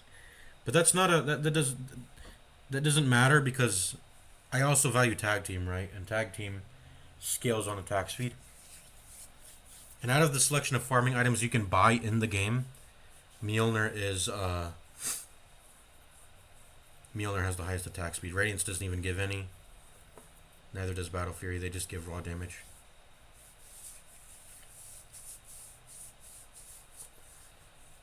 Alright. And so I think everything after that, it doesn't really matter. I mean, I end up building good shit after that. It's sort of whatever. Like, yeah, if I have Radiance, then it makes sense to go... It makes sense to go Mantis Style right after. And then if you have Mantis Style... Because Mantis Style farms, and then I end up getting Blink Dagger because... should I have gotten Blink Dagger before the Mantis Style, honestly? I'm not entirely sure. Maybe. I don't think so, no. Because it's quite important to be able to push out the waves, right, with these illusions. Not that the enemy, like I said, the enemy is incompetent, so they're not. It's hard to get feedback on this shit. But like, if they were competent, I would care for these Manta style illusions being able to push out waves. I mean, I still do. Look at this. I don't have to show in that wave to push it out. That matters. You know, that matters. So Manta style blink. End up getting Bloodthorn right after. That just makes sense. Because with this Bloodthorn, I don't even. I mean, I need the stun, but some heroes I'm gonna be able to blink and kill them. I mean, once they start expecting it, they're gonna be able to react immediately. But for those first few kills, I'm probably gonna be able to just fucking blink, work it, and if they're fucking not expecting it, they're gonna die to the tag team. They're gonna die to tag team Manta style Bloodthorn. And then after the Bloodthorn, I get a Basher because that just makes sense. I don't know what exactly. How is my farming pattern so bad this game? It probably has. Okay, I think it has to do with Maelstrom. Look how slow this feels. This should be faster. I should. Yeah, the Mask of. Me not ever returning to get the Mask of Madness was a bad thing. I mean, my slots are full at this point, so I can't even do it. But before this Bloodthorn was finished, I should have. At any point in time, I could have chosen to cut a Mask of Madness, but I was just. I guess the word is stubborn, maybe? I was like, you know what, man? It's the same thing people do with Midas. I'm committing the same thing that people do with Midas. They go like, it's too late to build it. I can't build it. It's like, no, you can still build it, man. You can still build that fucking thing.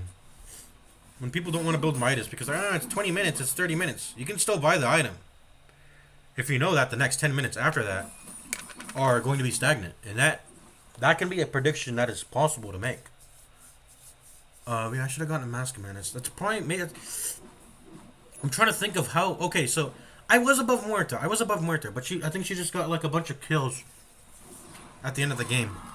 That's why. Okay, so I was going crazy here. I was like, how is the Muerta higher net worth than me? She just ended up getting a bunch of hero kills at the end of the game, I think, right? I was going crazy. I was like, how is she way higher net worth than me? I get Abyssal here. That just makes sense.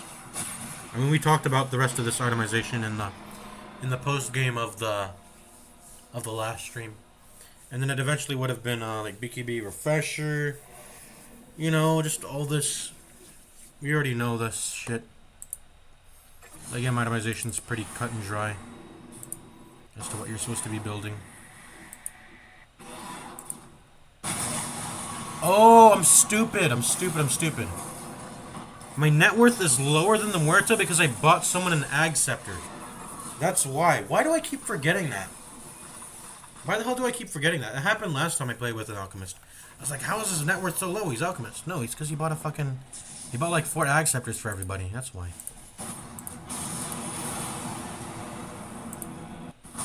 Wait, I'm still the highest at the end of the game, so what's this endgame screen telling me? It's a lie. It's factoring in the Aghanims. Yeah, I had the best net worth this game. I feel like it should have been by a way bigger margin, but I still had the most. It's because I spent an Ag Scepter. Bought an Ag Scepter for someone. Okay, so what did I learn in that game? Get Death Pulse. Get Death Pulse. 2 right clicks on melee creeps when they're under tower. Other than that, I made other mistakes, of course, but I'm not gonna learn them by analyzing. I kind of already know. Like, just play better. I just need to de-rest. That's why I'm talking. Or that's why I'm gonna do this practice game as I queue up. I'm like, need the de-rest. Just everything else is gonna be in fact matter of de-resting. Being able to know the play and keep it in mind, and have it stored in a instinctual sort of. Have it stored in my instinctual moveset, whatever. Have it stored there to know when to do it. Drill it, just drill it. Drill the habits in.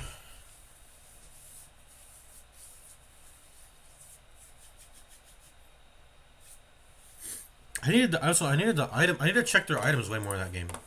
Like I said, this is all just shit. I need to like. I get better by drilling it.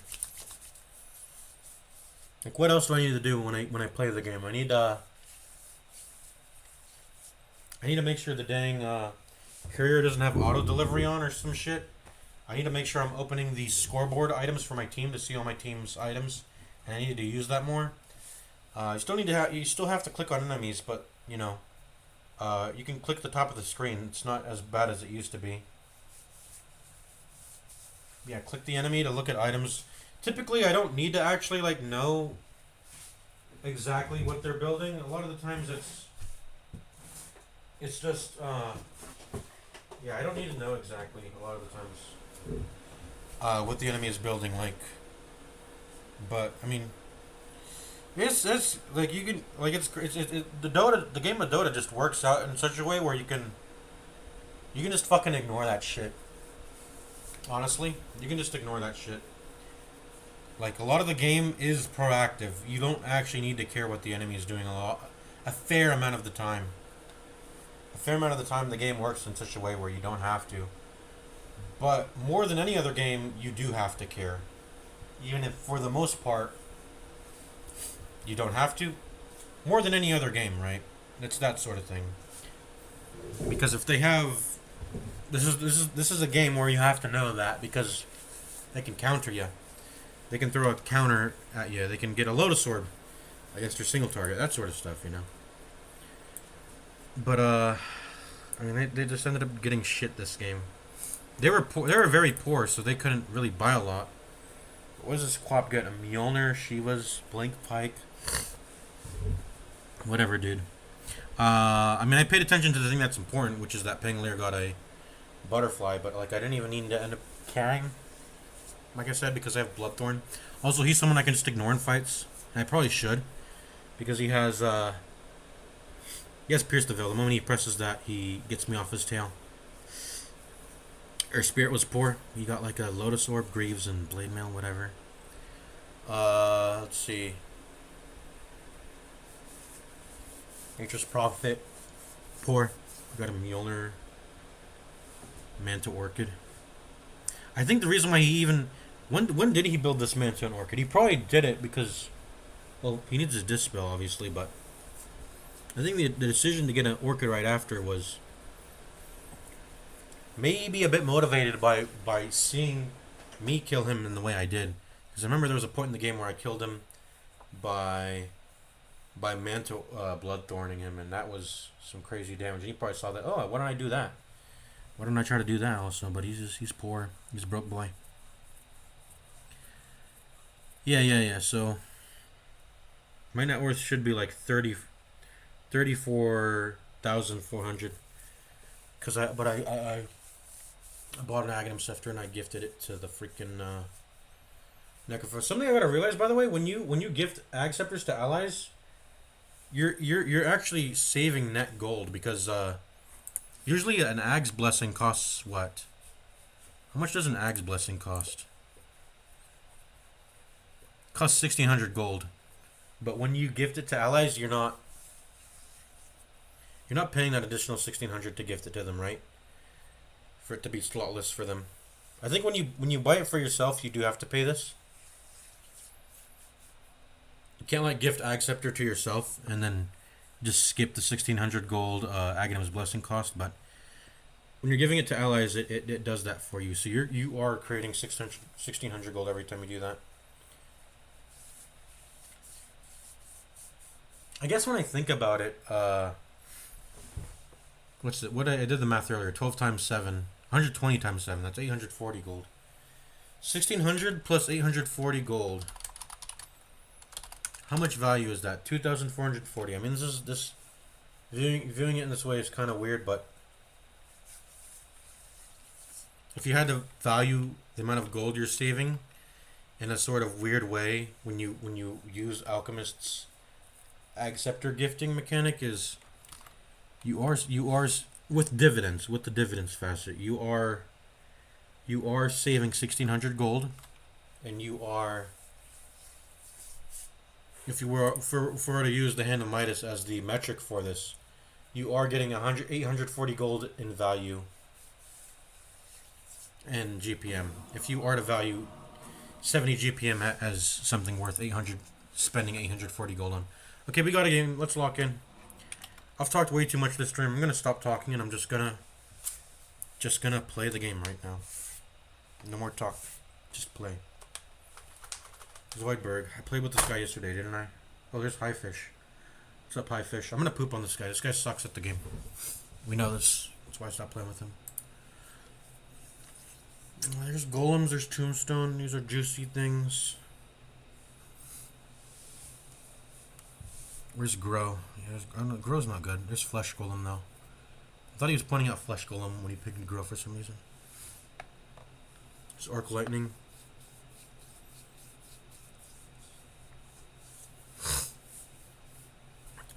What I've come to learn about Dota 2 is that farming plus farm plan plus kill plan is king. And fucking Arc Lightning gives you that in one draft. I will get Arc Lightning. I like Arc Lightning a lot. I think I even value it more than Fiery Soul, honestly. I legitimately might value it more than Fiery Soul. Because Fiery Soul, you have to buy a Maelstrom to use it with, right? And then you have to. It also sort of constricts your drafting when it comes to drafting. Yeah, your drafting gets constricted when you draft Fiery Soul. You have to get something that can proc it. So this is a big decision I'm gonna make. I'm gonna go ahead and get Arc Lightning, and then Arc Lightning you just have to pay 1,400 gold, and then you're online. You're doing it with every right click.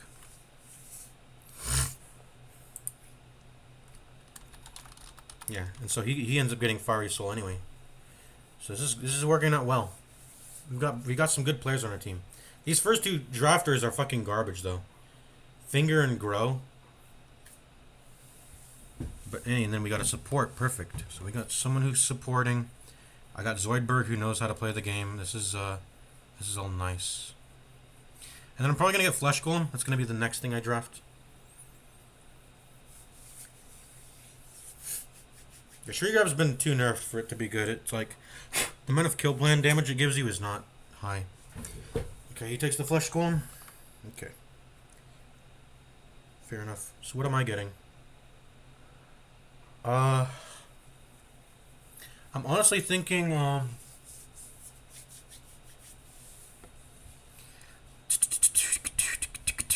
there's not a lot of good models left, so it's gonna have to be Leshrac. I'm gonna get Leshrac. I have to draft the model now. I'm pretty sure I have to draft it now. I don't want to risk it getting taken from me. And I think that's even more valuable than Luminosity, but when it comes back to me, I think I will get Luminosity.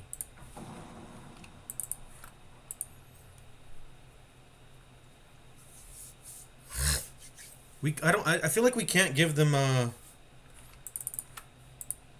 feel like we can't give them Golem and Fatal Bonds.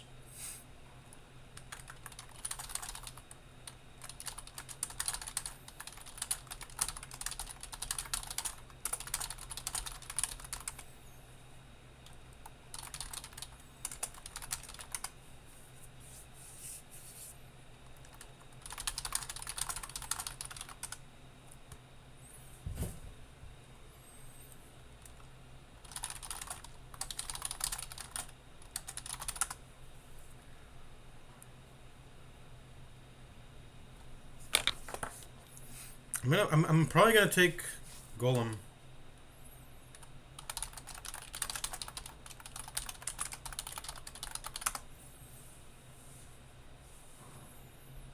Frog Stomp, Split Earth. I'm gonna take Golem.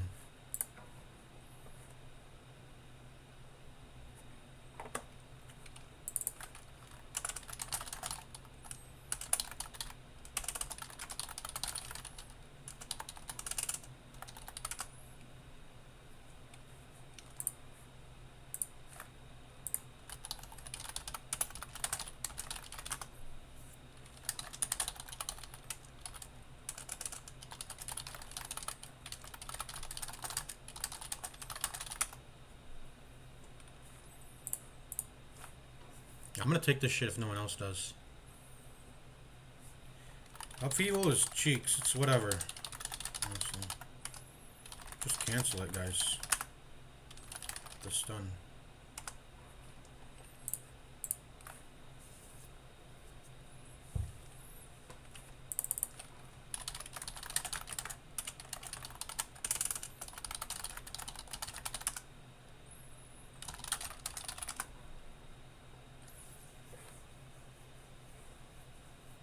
There's some good ass stuns in the pool. So Rolling Bowler was taking. I'm probably gonna take Light Strike Array. I'm probably gonna take yeah, Light Strike Array.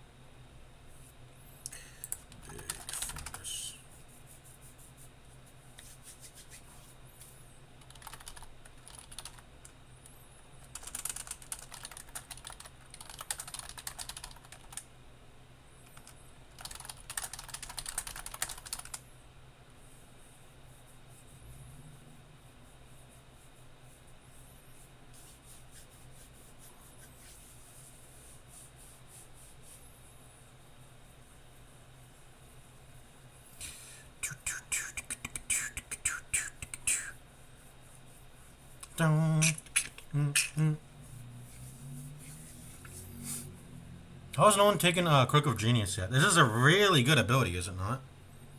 I'm gonna take this shit.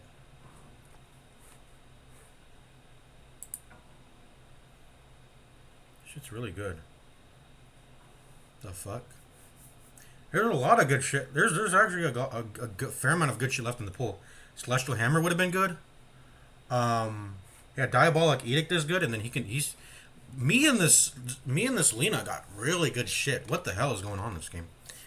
I don't think they got as good of a draft as we did. Earth Spirit's incredibly strong though. I'm worried about this guy. But like everyone else is, I guess everyone's kind of strong. Honestly, everyone's kind of strong. Big stick and raindrops game.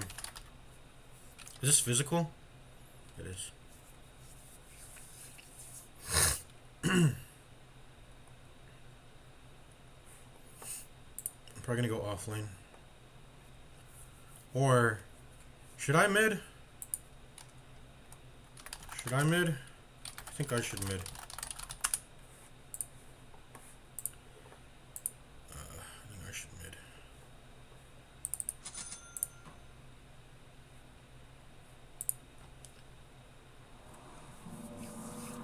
Chronoptic Nourishment with Arc Lightning is really fucking good.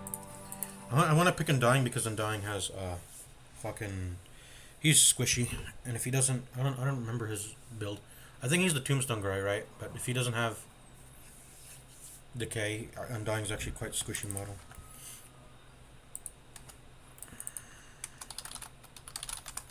I'm gonna mid. Okay, then I off then. I mean, that's just not true, but... That's just not true, but, like, sure. Okay. I think that's just not true. I just get Null Talisman, right?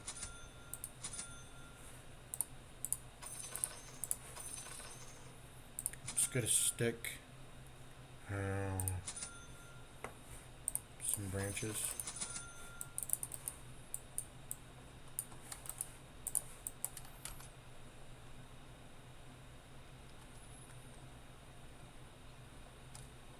I don't find that to be true, because, like, I have Chronoptic Nourish. I have... Yeah, I don't know.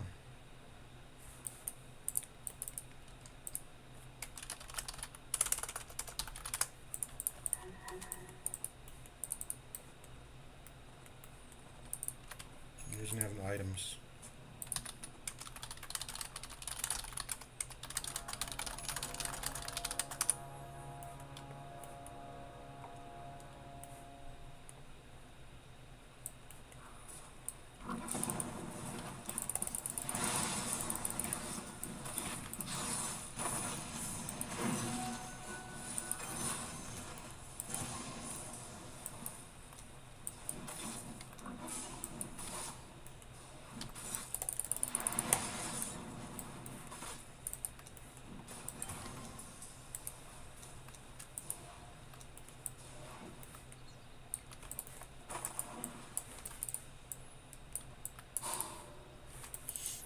The hell is that? And I'm gonna like miss the first wave and shit. I'm gonna buy another set of tangos.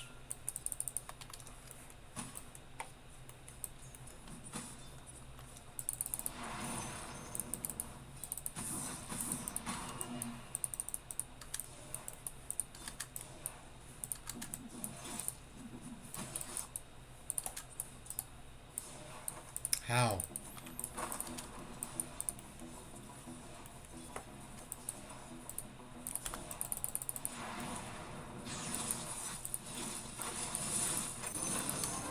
The fuck was he doing?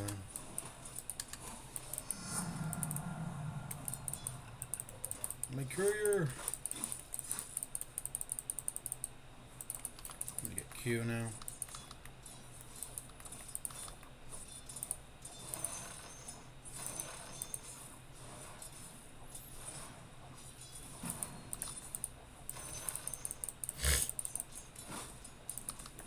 This is a good lane position. I'm gonna go ahead and get, I'm actually gonna get Gloves of Haste, I think.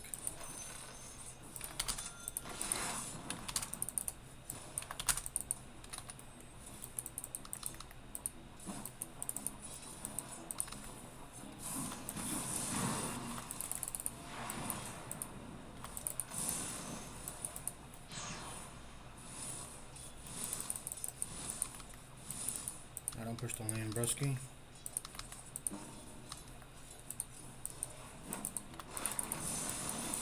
Guess I'll push it anyways.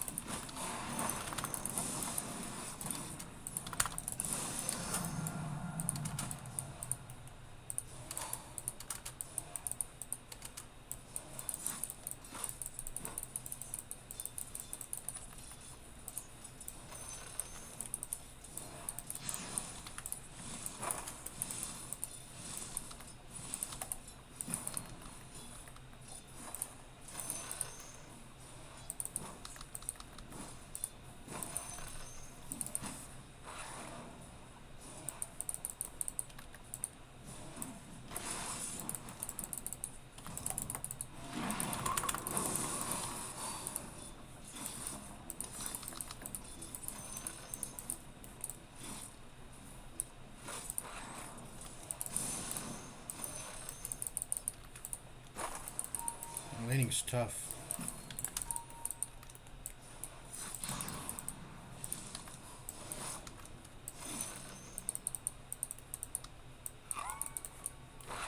I didn't really want him to pop it then and there. I wanted to pop it myself. Whatever.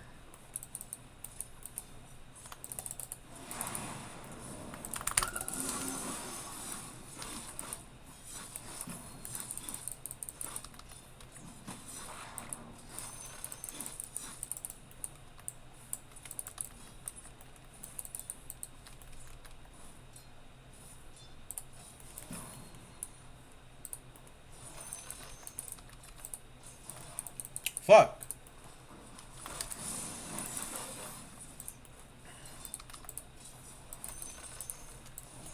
I need to click them to get mana back, by the way.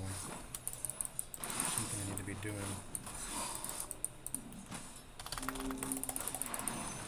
He's dead.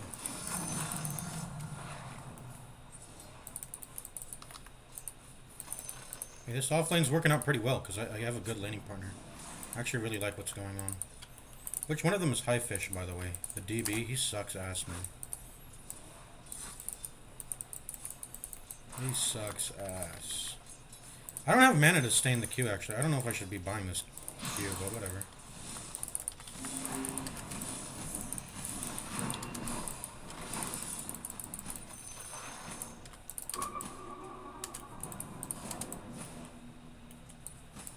You gonna really chase that for?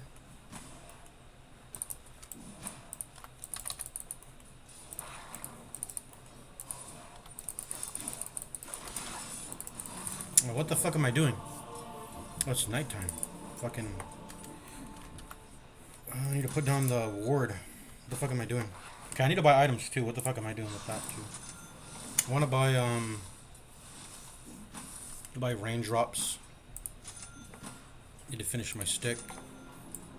Just clear up the inventory, right? Like, that was a really bad death. That shouldn't have happened. dead.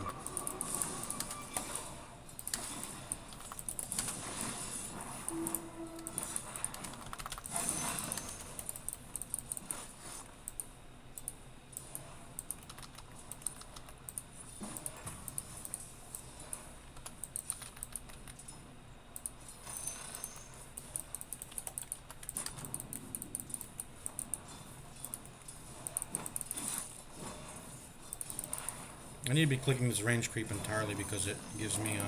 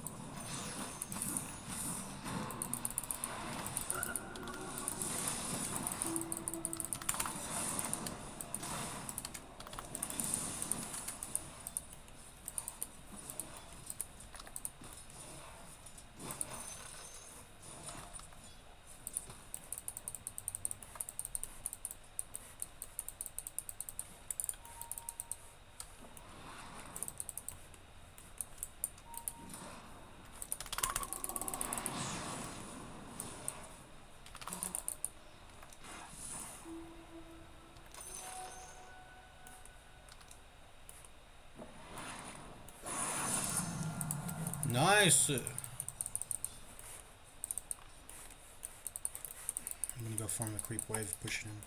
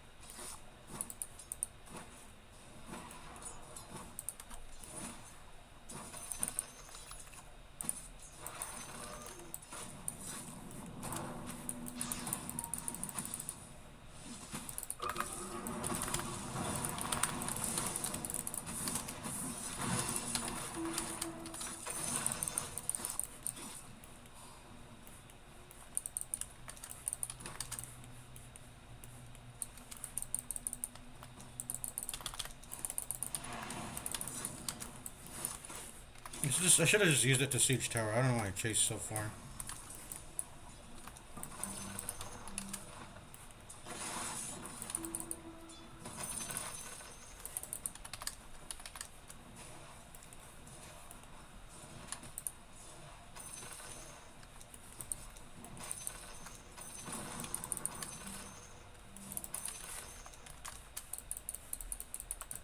I need to get a fucking item, by the way.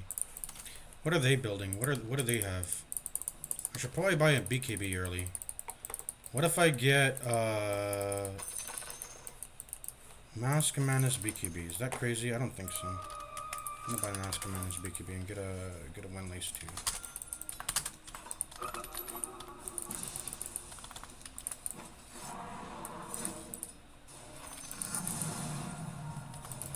I should have been maxing W this whole time, I realize. By the way. This is probably dangerous to stand. I'm not gonna be here. Should I help my team bottom? I'm gonna wait for people to show on the map and then I'm gonna make a decision.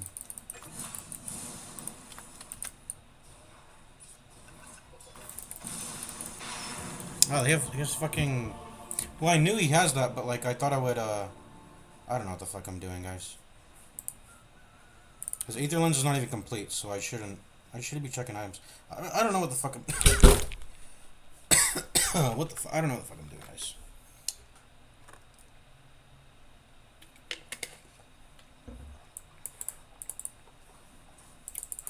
Is this a good Lincoln's game? Is another idea. You know what? This is a really good fucking Lincoln's game. I should get a Lincoln's sphere. That should have been my first. I mean, I think I still like the Mask of Madness, Because once I buy the shard, it's gonna have some value, but like, I think Lincoln's is a legitimately good item. Here, it's a good Lincoln's game. Let's get some HP, and then let's get some. We'll just get some attack speed.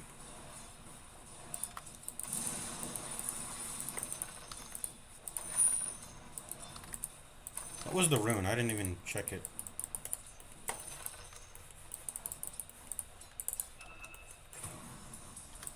Let's just push in this lane. My TP is up. I should maybe TP. No, my team died already.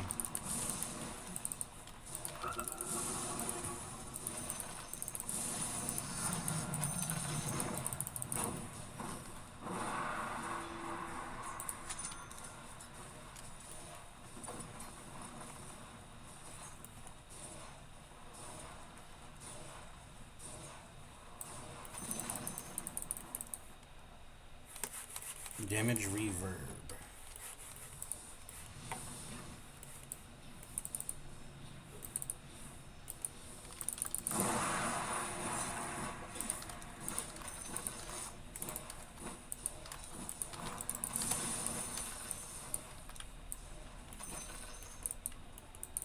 Okay, ooh, that's really good. That's really fucking good.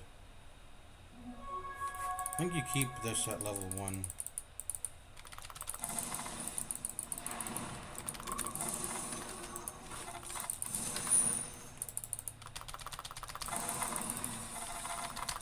No, I didn't get to use the full regen value.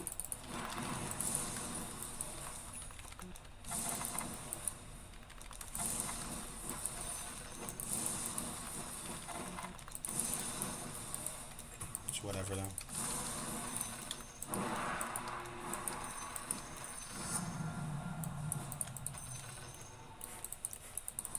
How many creeps did I miss to do that? I don't know.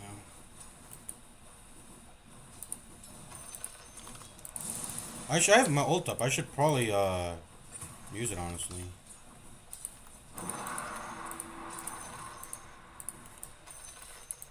I should probably use my ultimate. Are you gonna farm triangle?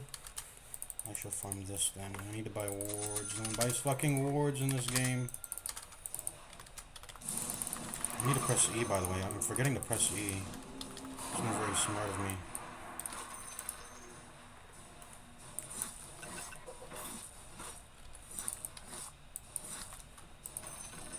They haven't even taken over this area, so I shouldn't ward this cliff. But yeah.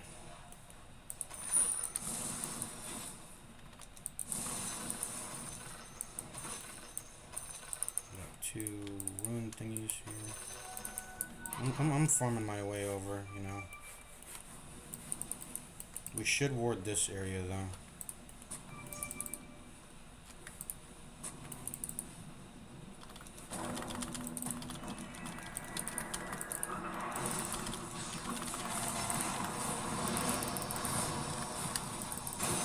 Bro!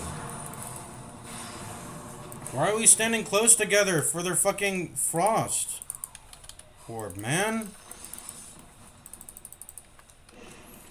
And now they're gonna get my golem for extra gold. What the fuck are we doing? Man, these plays are garbage, man. I'm gonna go farm. I'm gonna go back to farming. These plays suck.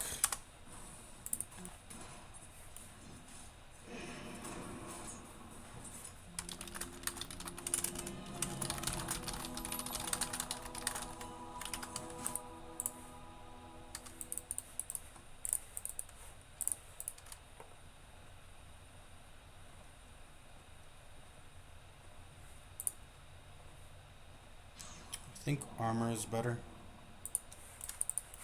And then the Q is probably better. Now I'm gonna buy shard. Now it is time to buy shard.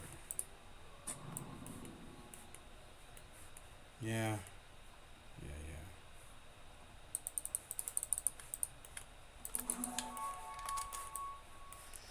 Oh, excuse me.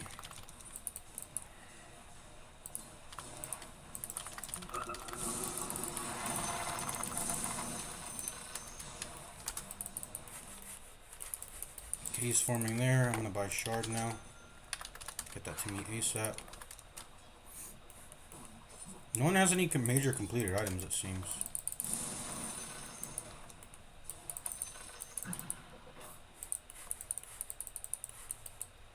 Gonna ward this hill here.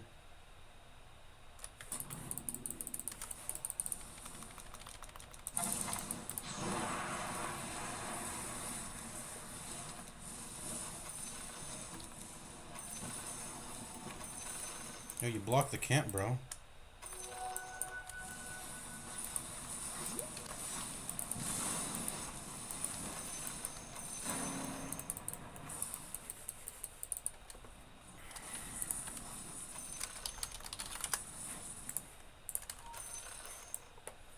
Time to farm.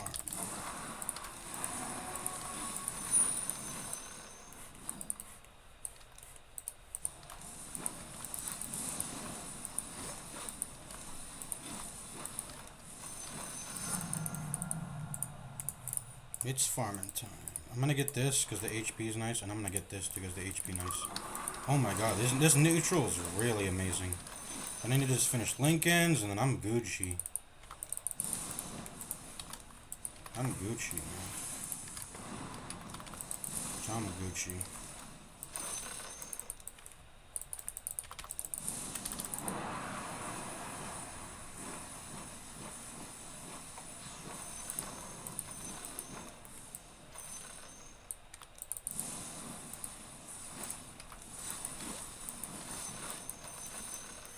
I love it. I'm a river farmer. I'm a river farmer now. No one buys these fucking wards. Or smokes. I need to buy this shit, man. No one else is gonna buy it.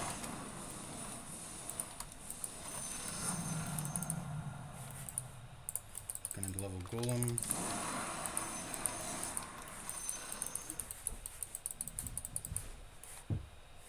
I have farmed the entire river and I still have more to go. It's incredible.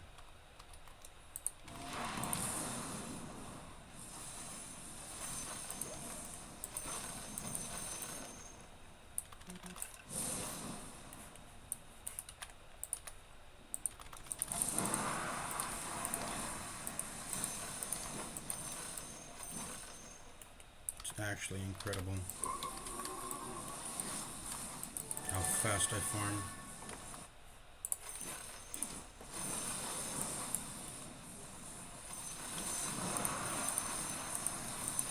Ward this for safety, but there are probably no wards there.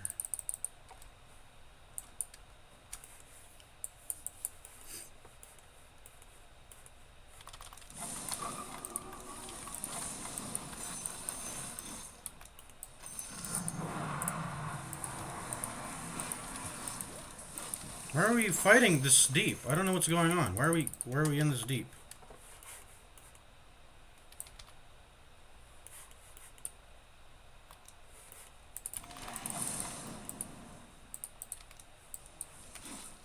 Get the double stack. Perfect. Did this stack? No, it didn't, unfortunately. If my routing was just a bit better, I probably would have been able to double stack. Yeah. Just farm. You get strong with items.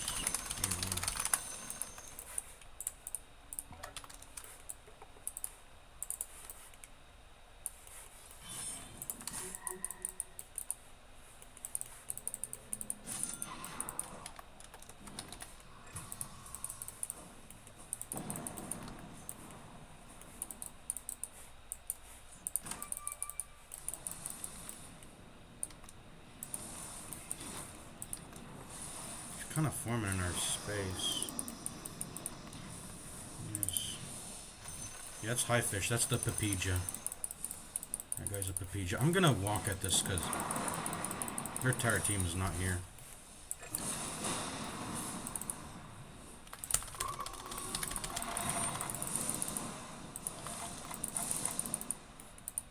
I mean, I missed my stun, unfortunately.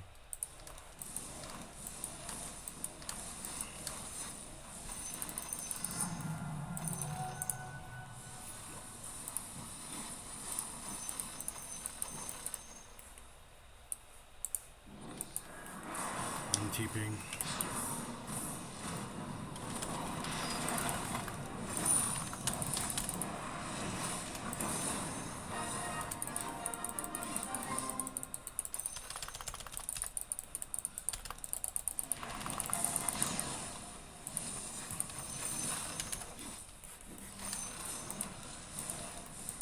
they're playing bad, man. They do not deserve to win. That's how bad they're playing.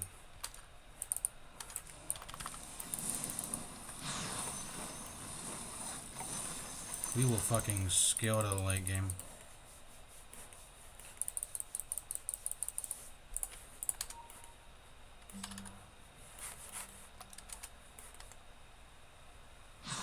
I have vision here.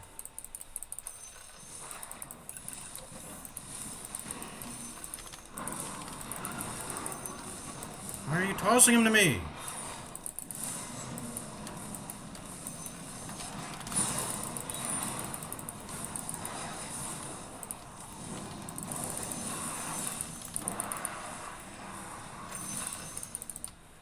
I gotta tip him.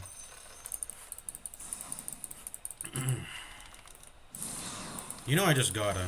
Something about me just. I gotta tip him.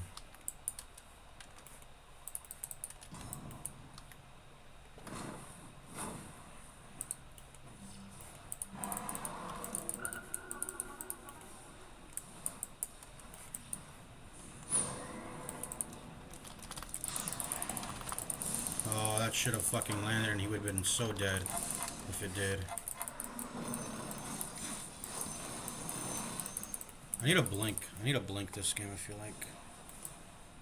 I need to blink this game.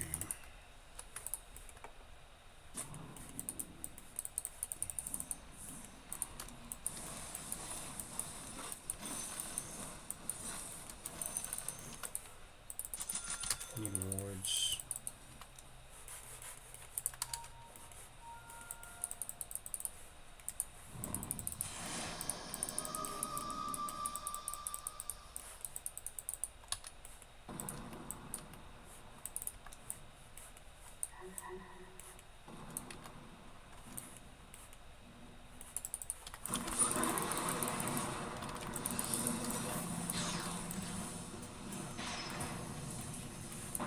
I mean, I don't know why we're walking really badly. I don't know what's going on.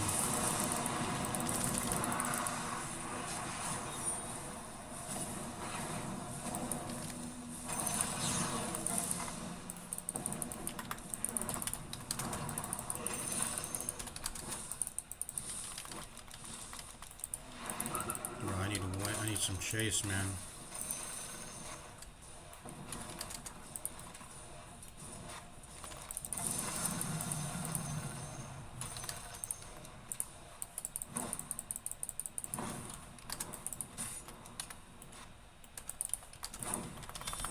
He's dead.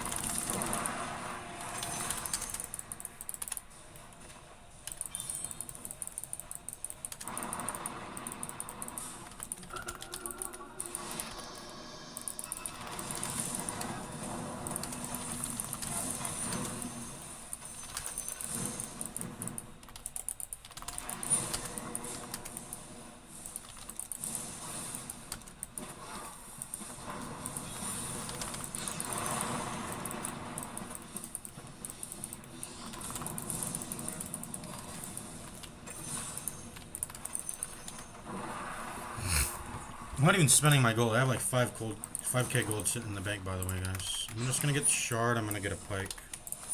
I think I just get shard and a pike. Or blink and a... Oh, hello. Get a moon shard and a blink.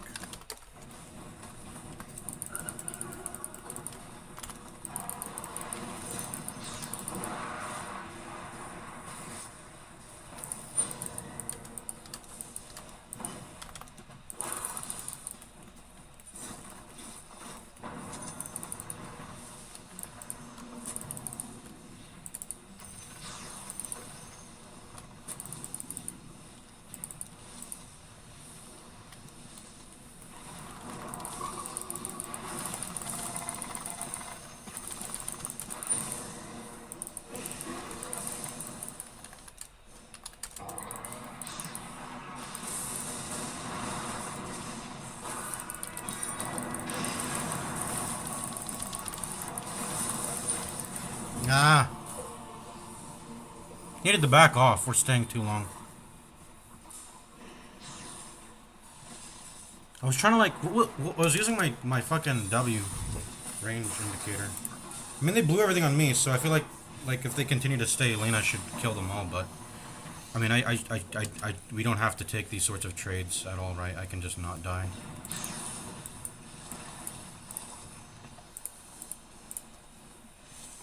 Okay, so I'm gonna get a blink dagger next. Blink is really nice. Like I'm really feeling the itch to get a blink dagger.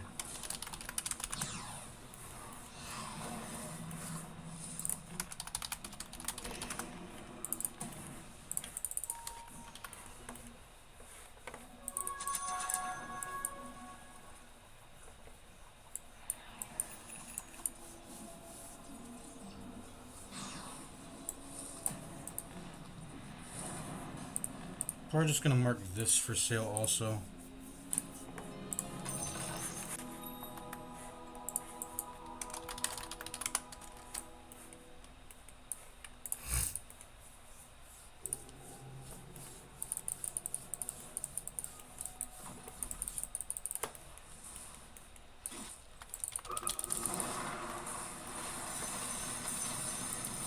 Yeah, I was holding on for gold for way too long, guys. I wasn't thinking about the game. Let's do Roche.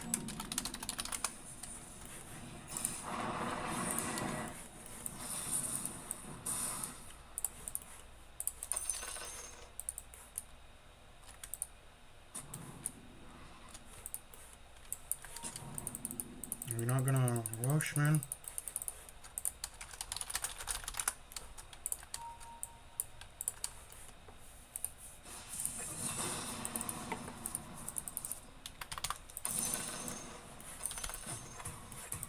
I can't be there, guys. I guess I mean, they're ignoring their base, which is nice.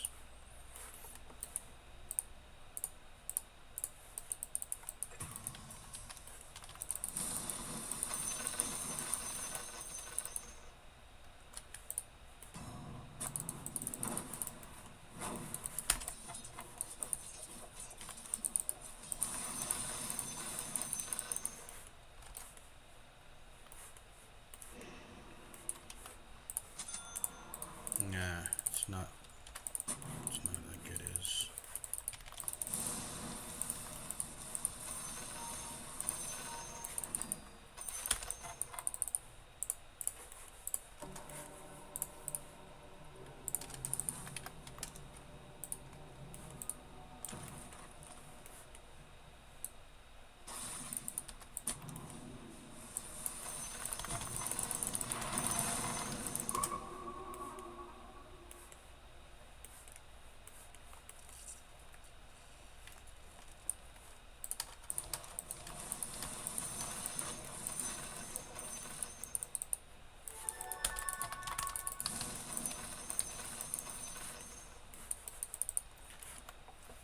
I need to get BKB still. I mean, Lincoln's is nice, but I still need to get BKB this game.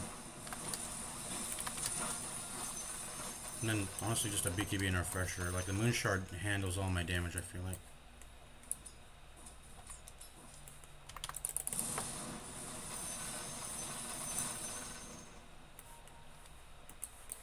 Is he solo? I might be able to kill him.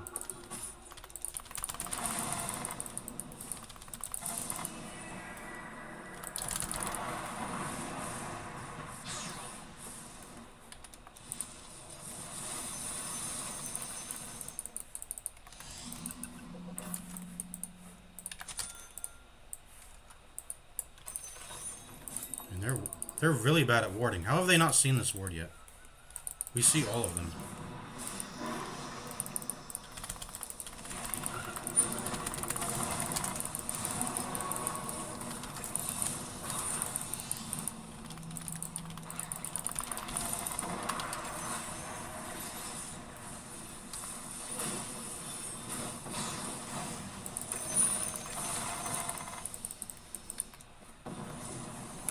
Well, do you guys know what wards are? I bet you have 4 observers in the shop right now.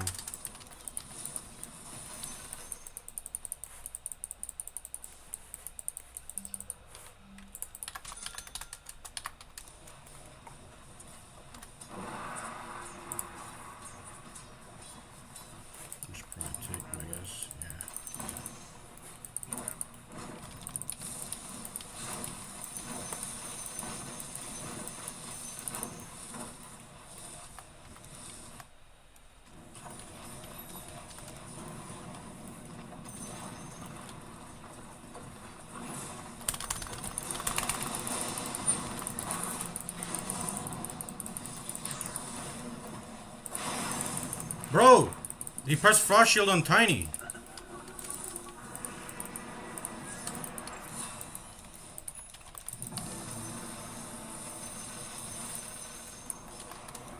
I was hoping for him to Frost Shield me when I blink in, but... Yeah.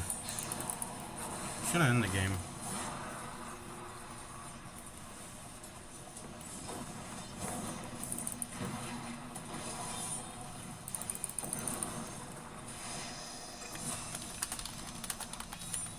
We didn't say it too early, but...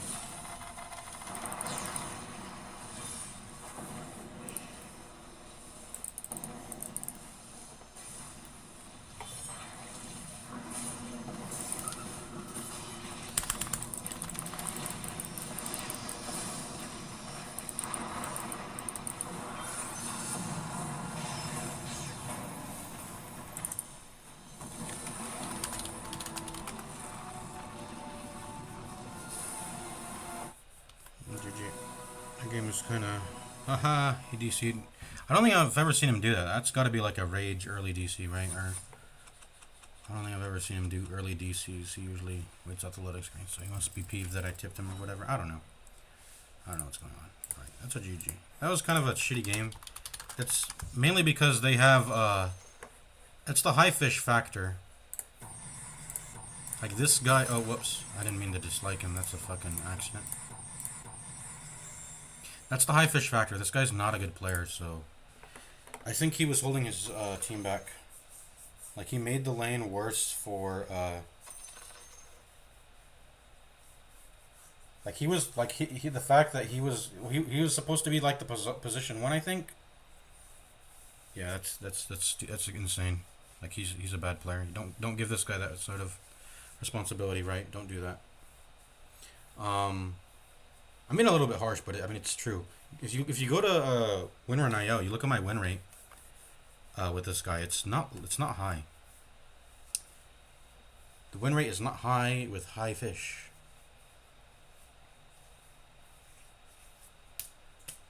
Yeah, that game was sort of in the, that was just totally in the bag. Like the game ends when I get BKB. I probably should have bought BKB earlier. I should have bought it right after the. I should have gone.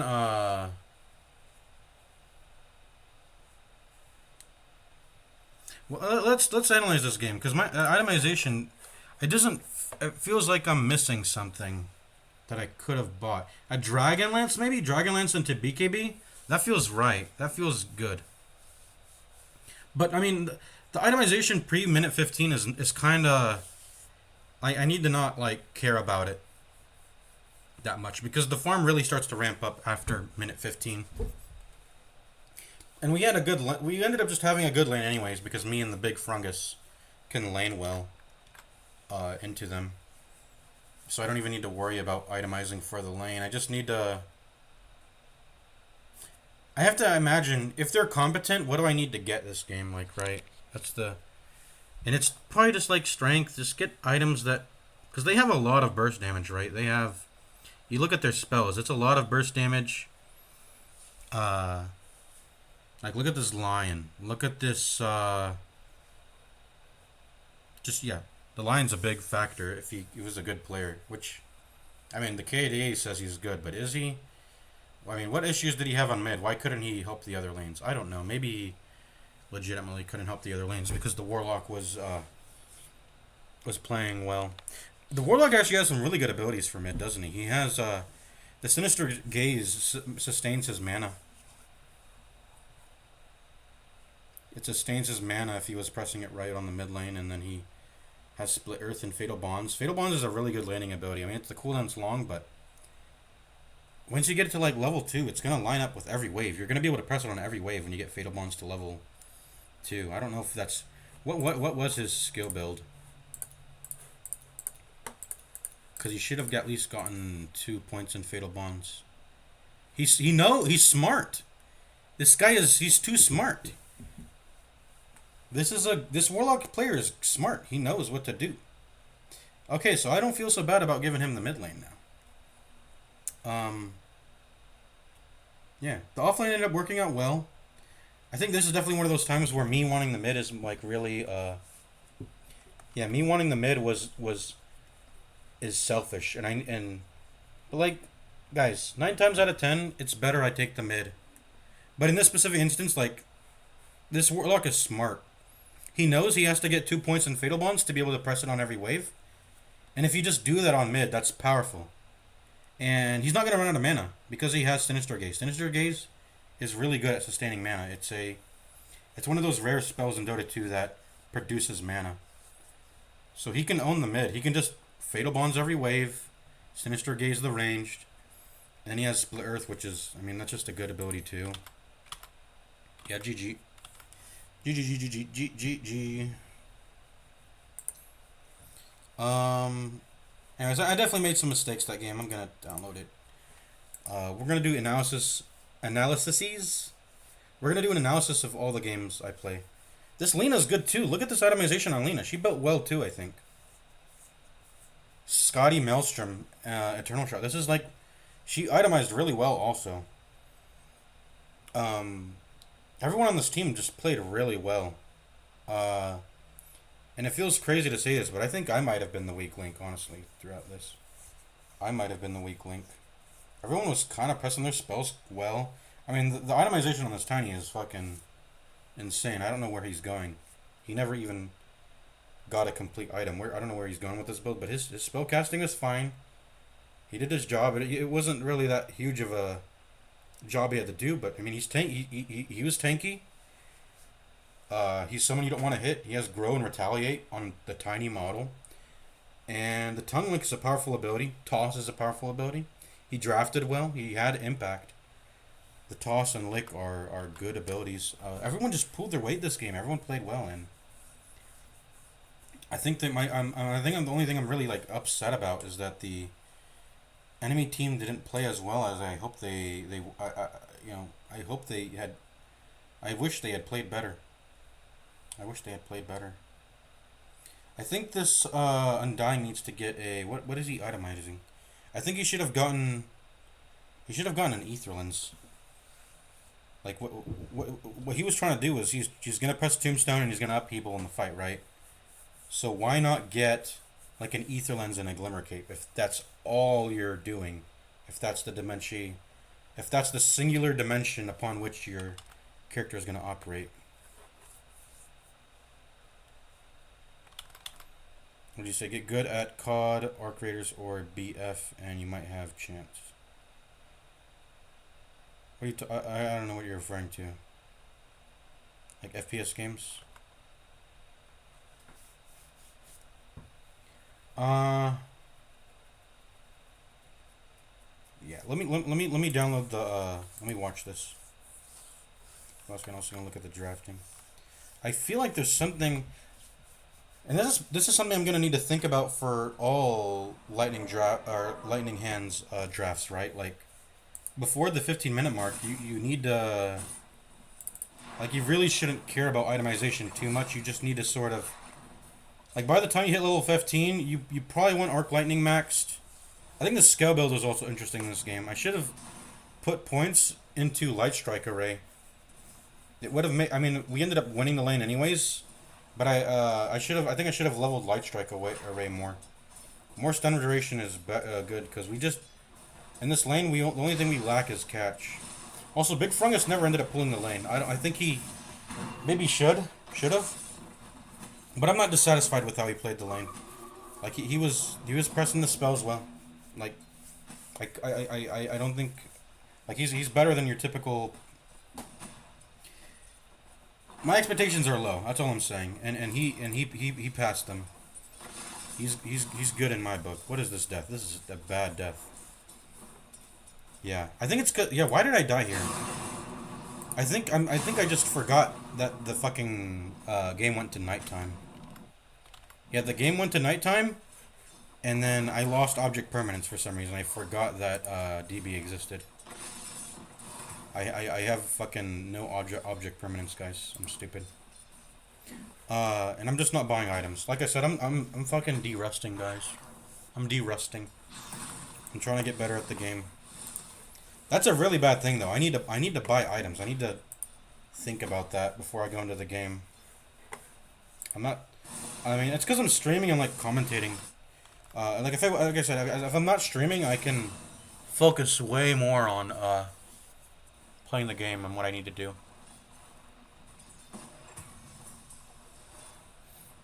I think I could feel it like in that Jakiro game, that Turbo Jakiro game. Like I just knew what the fuck to buy because I knew I wasn't.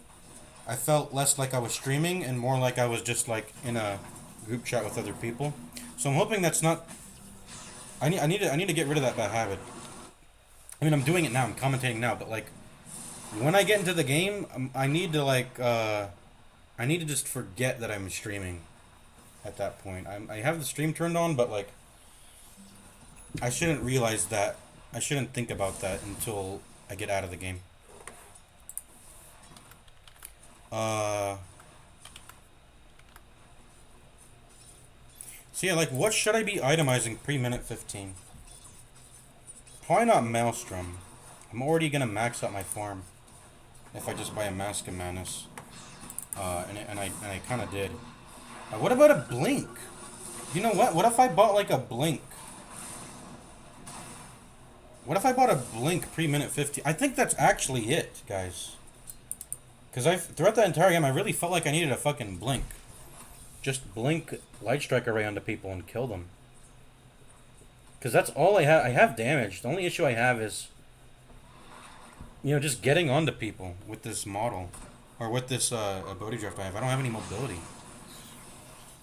Generally, I think I should have gone first item Blink. I'm realizing now. Treads, Wand, a Circlet, you know. This is a nice little inventory here. And then just a Blink. Just get a Blink. Okay. Where am I in the game? This game was pretty short because I ended up owning... But let's see. Let's see, I delayed my item build for a long time. And then I was like, okay, I have a shit ton of gold in the bank. I'm gonna buy... Finish Mask of Madness, get a Windlace. No, this should definitely be a Blink Dagger, I think. It should be a Blink Dagger, and I need to realize I'm an offlaner. And also I don't need Mask of Madness yet. And like even when I get the shard at minute 15 with without Mask of Madness, this still farms fast. I still farm fast without Mask of Madness. This is really fast. I have 2.5 agi gain on a character that typically would have like what is Zeus's agi gain? It's terrible. And that's what shard is balanced around, but I have good agi gain on this character. So like what am I able to purchase? It's just Blink Dagger, man. Blink Dagger is what I buy. I mean, what other options would I have? If it's not a Blink Dagger, should I be getting... What else can I get? Oh, whoops. What's happening?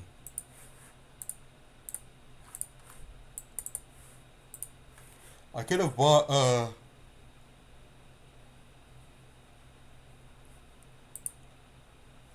I could have like started itemizing towards the Lincolns, but it's quite expensive. I'm gonna get it after 15 minutes. And I do think it was a good... It's a good Lincoln Spheres game, right? For sure. Like, that's better than a BKB as a first item, I think. No, I mean, nah, BKB is better. BKB is better, but... It's a good Lincoln's game. I'm gonna get value. There, like, look. Blocking a double edge probably matters when it's Centaur. I get to block Earth Spike if he doesn't ground target it. Which is, it's useful to sometimes ground target it because it follows them. Whereas if you put it on the ground, it won't follow them. Also, I'm just gonna be honest, High Fish is a bit of a noob. He's always gonna point target it. He's never gonna ground target it. Yeah, only YouTube. Let's see. I don't think Lightning Bolt's necessarily the craziest thing to block, but that's still a lot of damage. Like, it's a 380 damage nuke. And then yeah, if he presses Laguna Blade first, then or if he presses Lightning Bolt at someone else, he can't Laguna Blade me. Yeah, it's a good Lincoln's game. It's very clearly a good Lincoln's game. It gives me like others, like BKB gives way less stats, whereas Lincoln's is gonna give me. Lincoln's is gonna give me a lot of like nice stats. It's gonna give me a little bit more strength, but what matters is it's just. I mean, it's in there. It's in there. A bunch of all attributes, HP regen. You can also gift it. I don't really. I mean, I'll gift it if there's a glaringly obvious situation to do it in, but I'm not gonna. I'm typically not gonna gift Lincolns to other people.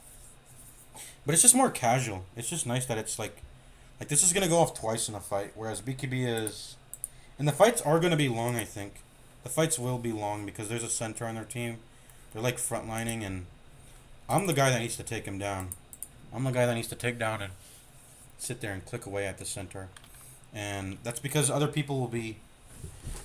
And that's the cool thing about Lightning Hands that's so amazing is that I can click him. And he's going to be very easy to click because he's going to be walking in, providing vision and disrupting. And then whoever gets near him is going to start getting that lightning bounces on him. Yeah. So I just want to see what items I have before I finish Item Shard.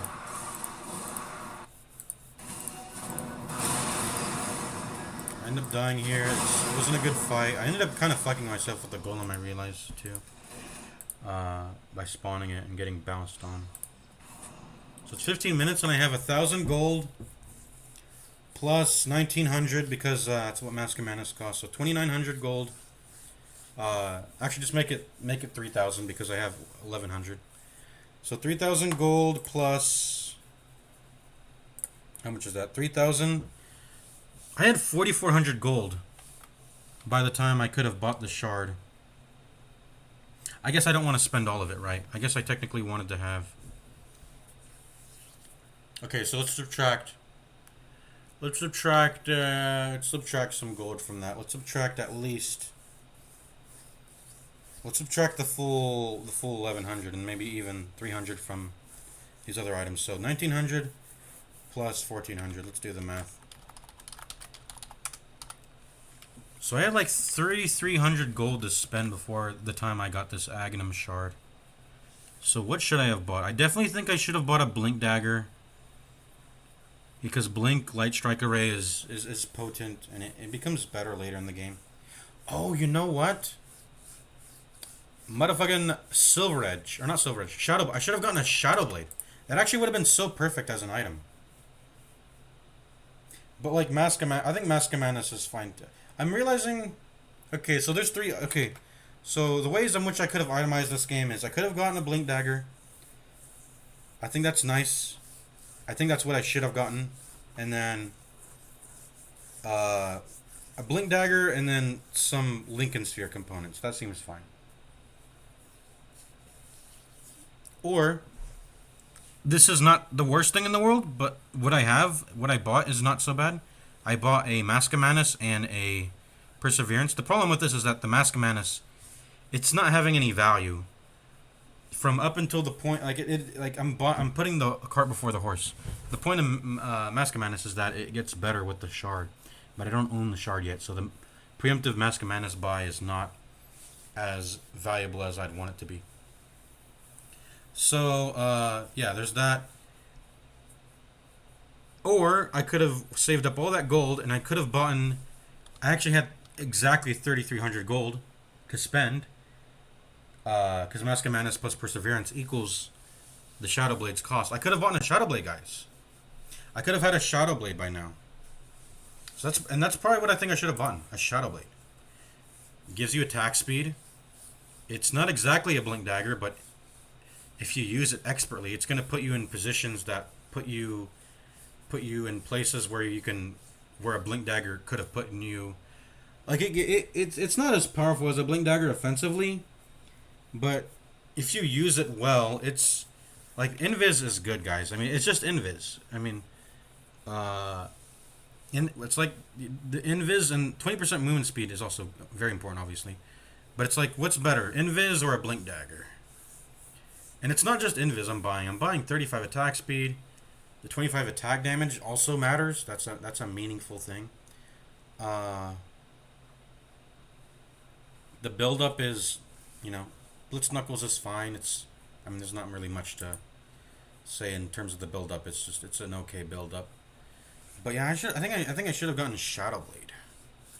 Shadow Blade should have been it, guys. Shadow Blade is Dewey. And that's actually what you go you go Shadow Blade on regular Lena anyways, right? That's what people do on regular Lena. They go Shadow Blade on Lena. That's what they do. They go yeah, they just go Shadow. They do get Shadow Blade and Blink on Lena. These are things you buy on Lena. And I'm just bringing up Lena because you have a roughly similar. I have a roughly similar kill combo. It's press Light Strike Array and then click them. You know, that's how I kill people. That is how I kill people with those lightning hands.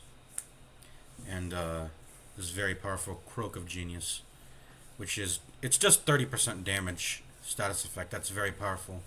With the lightning hands, it's very powerful. I wonder, is it ever good to level this though? The mana cost reduction doesn't go up. Let's see. Whenever you spend mana, the duration goes down by 0.5. Oh, the duration's not reduced for yourself though. Oh, that's nice. It's only just a penalty to allies. You have to be within 2,000 range of them. All right. That's probably to prevent like Zeus ult shenanigans, I guess. Whatever.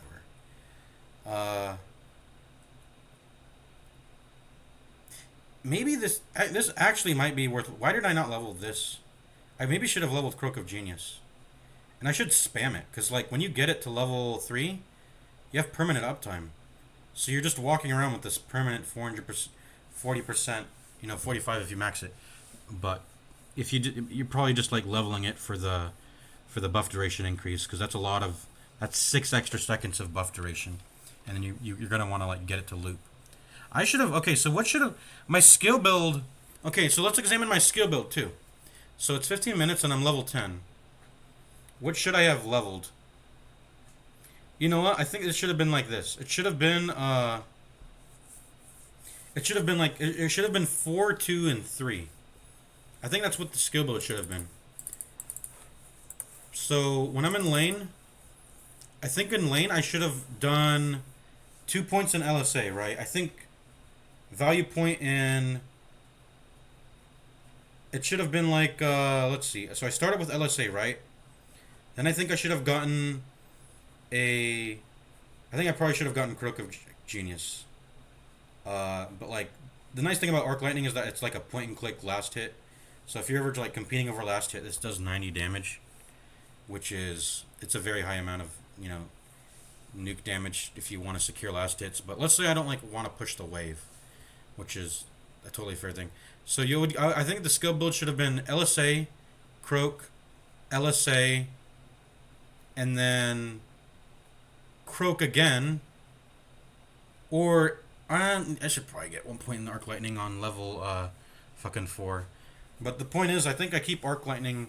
If I knew that by the time I get to level 15, I would be like level 10, I should have gotten the skill build should have been, it should have definitely been at least 2 points LSA.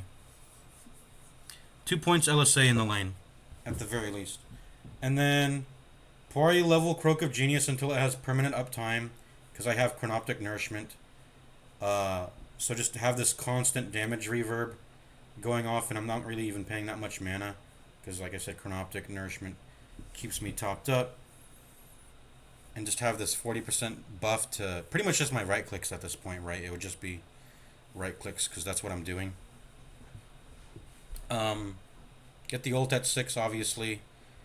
And then continue to level Croak until it has permanent uptime, and then just finish onto Arc Lightning, right? Finish up maxing it so that by the time the shard comes in, Arc Lightning is maxed. Oh shit, that noise is loud. Yeah, this should have been Shadow Blade. I'm realizing that's would have been the perfect thing. Yeah, Shadow Blade is also good because it lets you. It's also defensive. You can't. When you press Blink Dagger, they can actually. Can they? No, I don't actually think they can see the direction you blink in, but that doesn't matter. the point is, they can, if they have like let's say they have what's like a good example? Oh, this is a perfect example. Let's say they have Thunder God's Wrath, right? And they wish to cancel your Blink Dagger, and then within your 3 seconds that it gets canceled, they wish to kill you on a wave, right? Well, Shadow Blade's gonna make it so that you can still run. Well, I guess they would get vision on you still, so it kind of defeats the purpose of Shadow Blade, but not really, because you can show on a wave, clear it fast, and then press Shadow Blade and just run away very quickly. Just run away because it's 20% movement speed for 17 seconds, guys. 20% movement speed for 17 seconds. That's a long time. Anyways, yeah, it's got to be Shadow Blade. Shadow Blade is. It gives everything I want. It gives me damage. It gives me like right click attack speed for the shard when I get it. It gives me roughly similar positioning capabilities, utilities that Blink Dagger does. You know, Blink Dagger's supreme. It's always going to be the best, but I really like this. I really like the idea of Shadow Blade. It's just an item that I like. I like it. It's sort of a preference. I think the Blink Dagger would have been equally as valid. Blink Dagger plus some Lincoln Sphere components, and I probably don't need to get Mask of Manus by then. Well, it could have been Blink Dagger into Mask of Manus. It could have been that. It depends on what I feel like the game state is, right? If I feel comfortable knowing that I can farm, I'll get the Mask of Manus. But if the enemy is running at me, I'll build the Lincoln Sphere's components and prep up that Lincoln Sphere. But the build ended up being okay. Like I think the build's totally fine. So I end up finishing Lincoln Sphere after farming. I think I should have gotten, so at this point I'm sitting on way too much gold. I should have gotten Blink Dagger. But then by the time I think, oh, I gotta spend my fucking gold. I think by the time I get to this point, and I died a stupid death here, but whatever. Yeah, by the time we get to this point, I think I'm interested in, I just want some damage, you know. Which I think is a reasonable thing. Because this Centaur is being annoying. He's like walking at us, and I want to be able to click him. I don't need to click him. Like I said, I could have gotten a Blink Dagger rather than this Moon Shard, and I could have, I can, whatever, just let Centaur walk into the fights. But I'm just going to go ahead and blink onto their backline. I'm going to blink onto, whoever's causing a ruckus in the backline, like this fucking Undying, or blink onto Earth Spirit and try to kill him before he gets any, like, dangerous Chain Frosts off. Kill their two supports. But I just end up getting Moon Shard. It's whatever. And then after that, then do I decide to get a blink? That feels nice. And then just do a bit more farming because they have supers on their mid that they have to deal with the lane. And we're sort of chill to farm. They also don't buy fucking wards. I placed all these wards, guys. I placed this. I placed this. I placed this, and I placed this. They don't buy fucking wards. They're so bad. And we just see them everywhere on the map, so I'll chat about it. And then just get BKB because even though I have the Lincolns, it still makes sense to get BKB. They still have a bunch of shit that I need to like Lincolns is not gonna solve everything, obviously. You can see here it doesn't solve everything. Let's look at this again. Does Lincoln save me here? It does. I think it actually does. If the it might have saved me there. I don't know. Because imagine if that initial lightning bolt went through. I don't know. Maybe something bad. Maybe I do die there. I don't think I do, but I get very low if I do. I already pressed Thunder Gods. Let's see. See, I mean, this is like, very fair completed item build. Moon Shard, BKB, Lincolns because it's a good Lincolns game, and then I bought the Mask Manus to farm Blink for positioning because this ability this has some positioning issues.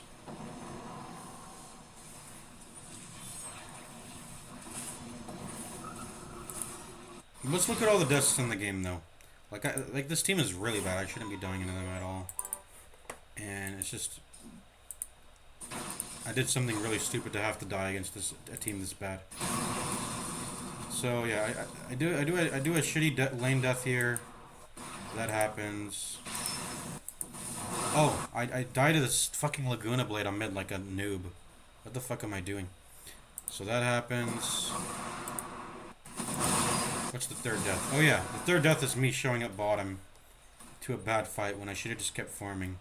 I was just honestly just getting baited. I was like, yeah, the enemy's bad. They're staying around here. We're better than them. Let's try to defend it. Even though, presuming they're competent, we should just like give it up.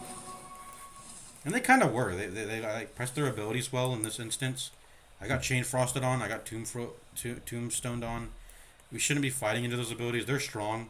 They have the right to seize this area. And then what's my fourth death? I just overstayed. So this should have been a 0-death game. Like none of these deaths were. They were very grossly negligent deaths. It just really shouldn't have happened at all. I just played badly. Alright, maybe I'll do more analysis later. I'll do like a draft analysis, but I think I kind of I think I analyzed the game well. There's not really much to say other than like avoid the deaths that I died, and then I think I was farming well. I was farming along the bottom of the river. I got into this. That's the short squeezy farming pattern, guys. I was farming all the river camps on the minute, plus the 2 camps near the tier 2. Yeah, I was stacking them on the minute too. I was stacking them on the minute and farming. I was double stacking on the minute and farming all of them on the minute. That's an incredibly efficient farming pattern. I'm looking at, yeah, I realize. And then you can walk down the river. It's just actually so good. That's a really good farming pattern. Like if it's not ancients, I should do that pathing. And then probably just, that's the new short squeezy farming pattern. And then whoever's like, and someone should be handling mid, like supports need to be, guys, if you're a support, fucking lap up that mid farm. Because a lot of people don't attend to mid. They just let waves crash into tier 2 mid, and it's so bad. Attend to mid, ward the mid, because it's a gankable position to be gone on to, and there's runes there.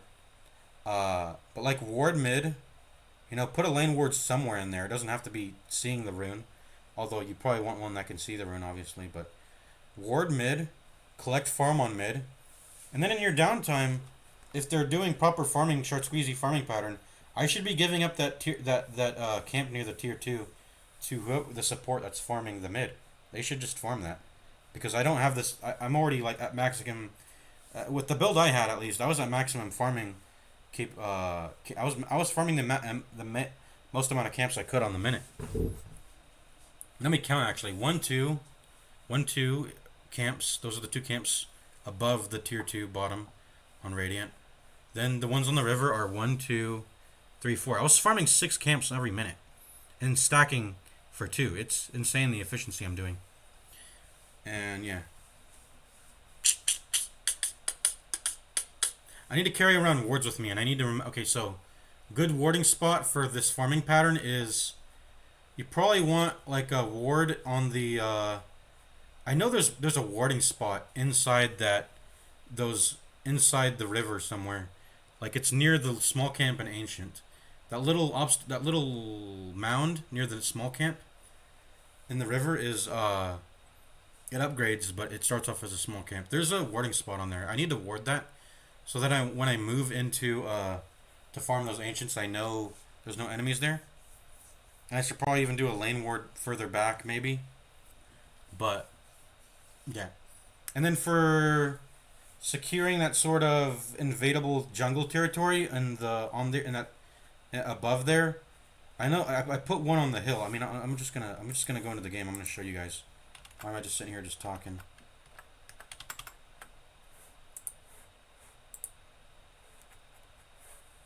Why am I sitting here just talking? Let me show you guys what I'm talking about. So yeah, there's a specific. I think there's actually a specific warding spot right here, isn't there? Or is it somewhere? It's somewhere here. It's here. I think this is probably the best one. Put it here, and you can see the staircases that protect the going into the river. But you can also put it in the lane somewhere, like right here, or even just in the lane. And then the next, yeah, another good. Put a ward here. sees them coming up these steps. If you want to be a little bit more passive, you could put it back here. But a lot of people tend to sentry up. These are easy. These are harder to defend stair positions that the enemy can walk into. This is sort of the contentious line right here. Is this area right here. Defending enemies that walk through here is a little bit easier, but here, no. But here, yes. So this is a much safer ward. But obviously, it can be flanked by this going this way, right? And then putting a sentry here. No, I see it right here. So it can be flanked. But presuming they're coming from this side, this is a good spot.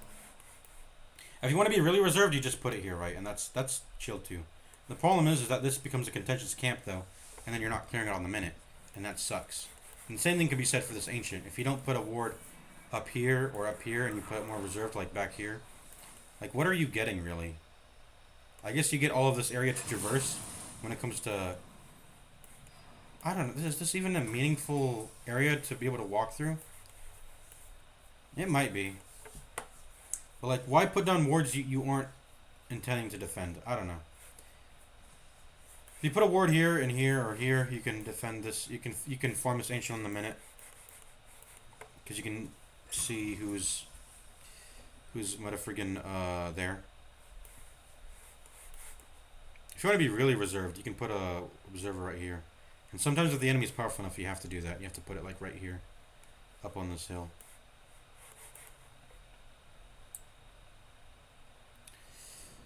And so yeah, that's the river short squeezy farm. That's pretty much all the farm you have to farm on the map. There's these 3 things. There's these 4 things, but if you're... The enemy realistically controls these, so you more like have these things. I mean, what you should be doing if you're in a... This is if you're in a losing position. If you're in a winning position, you should be pushing up the lane and portaling, and, you know, like I said, how these should be the enemy. You should be taking these 2 camps from the enemy. And they should be doing the same thing in kind, right? So it sort of equals out that way. But presuming you're just doing some really safe farming on your side of the map, you have these 2 camps. You have these 2 camps. This is sort of contentious, but if you can control this, I guess this truly is just contentious. Like, this could either be the enemy's or it could be yours. It depends on, you know, whoever has the control. And then this is just the triangle. It's really safe to farm. You get 2 camps here, and then you get 2 camps here. You're farming 4 camps on the minute. That feels very nice. But if you're willing to get out of your comfort zone, like I did, I actually think there's way more juice in this area. Presuming the enemy doesn't even, like... A lot of the times I realize the enemy just doesn't walk into this river. I never got contested in this river area. Everyone's kind of like a noob. So I can just ward here, and then everyone's a noob, and I just get all this farm, guys, on the minute. I had the perfect setup. So yeah, I'm doing it right now. I'm doing the short squeezy farming pattern. I warded this to make sure no one walks and, you know, invades me when I'm over here. So I farm these 2 camps on the minute. Come down, farm all 4 of these. This is probably the most safest thing to do. And do I have an observer? I don't. I need to buy one. I need to buy one right now. Put it here, so I can see the enemy come into this river. But yeah, otherwise this is pretty nice. Farming 6 camps on the minute. That's way more than the 4 you get by farming these. Although that's not fair to say that this is a 4 camp on the minute thing, because you're also in a very easy position to farm waves. So you can come out here to farm the wave if it pushes. And you can come out here to farm the wave if it pushes, right? That literally cannot be said for the bottom and the mid, right? At what point can you... These lanes are way too far apart, man. These lanes are way too far apart. You can't farm both the bottom and mid. They're too far apart, like I said. It's a little bit of a weird asymmetry if you think about it. Like the fact that you can walk to this lane and this lane very easily, but... Or maybe it's just an optical illusion. Maybe the distance from walking here to here is the same as... I don't know. It might be an optical illusion. But it feels faster. It might have to do with, like, where you're standing when you finish completing the camps, too. But, typically farming bottom and middle is not a thing that happens, or farming the safe lane and the mid lane at the same time. Usually you're able to farm the off lane and the mid, because of the way the triangle is set up to be really close to the waves. I feel like they're very close to the waves.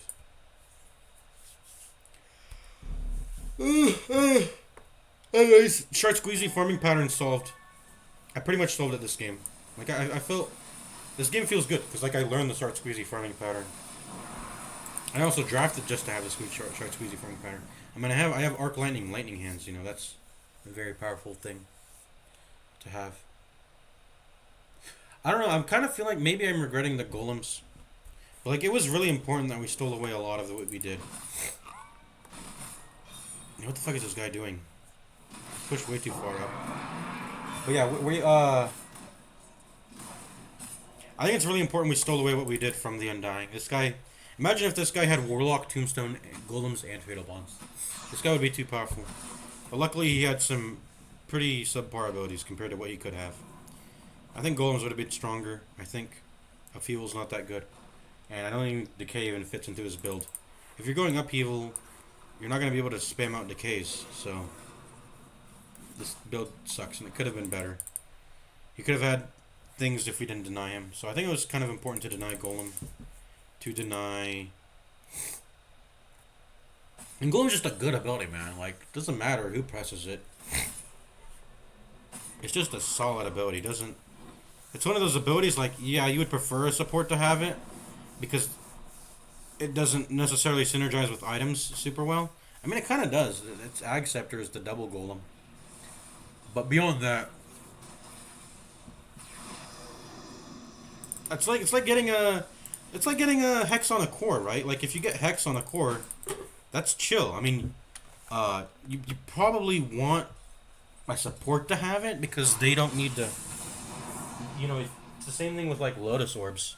If a support can have it, delegate it to them, and then you take the stuff that has a lot of value and scales with items. You know, that's kind of what being a core means, you know, to have those things. But like, I don't hate that I got LSA this game because, like, presuming I did it and was like, if I was smart enough to do it, I could have gone Shadowblade with it, right? I could have gone Shadowblade, and I could have gone around Shadowblading people. I don't think I necessarily had to, but I could have had I gotten it. I mean, I'm like I said, I'm chill this game farming. They let us farm. I have lightning hands. I should farm. But like against competent players, Shadowblade would have been cool too. It would have been cool to have this game. And you don't necessarily need to be running at the enemy. Like if they're running into your territory, and they don't have sentries set up in your territory yet, Shadowblade's actually really good at counter-initiating on them walking at you. And actually, I'm realizing like Shadowblade actually gets worse if you use it offensively. Because you're walking into their territories, they have sentries already set up. That means you can only really like play on the lanes and use creeps to detect do they have a sentry here. Which is, that's still powerful, guys. That's still powerful. And who says you can't buy your own sentries and like maneuver around that and do that shit? But I forgot exactly what I was gonna say. What was I gonna say? Very good of Tiny to walk away and not let Chain Frost get a lot of value. That was really nice.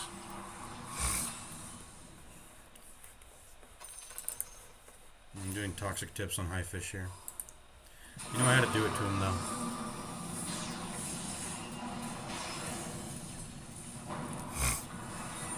Did I bait my... Actually, let's analyze this. Did I bait my team here? I smoked them up. It's a visual bug, but I am smoked. Okay, smoke pops. I should have put down an observer. That was my fault, honestly. And then I gotta get out because like this initiation just doesn't feel good. I think I over retreated. I did. I did. My player view sucks. I over retreated. I should have kept my... This is bad camera management.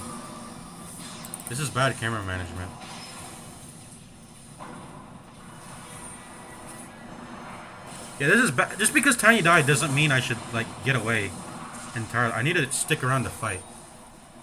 Tiny dying doesn't mean go away. In fact, that probably means stay. Because they ended up popping a lot of resources on a character that just doesn't do anything in the fights. Yeah, Laguna Blade pop. That's a Laguna Blade that doesn't go on me.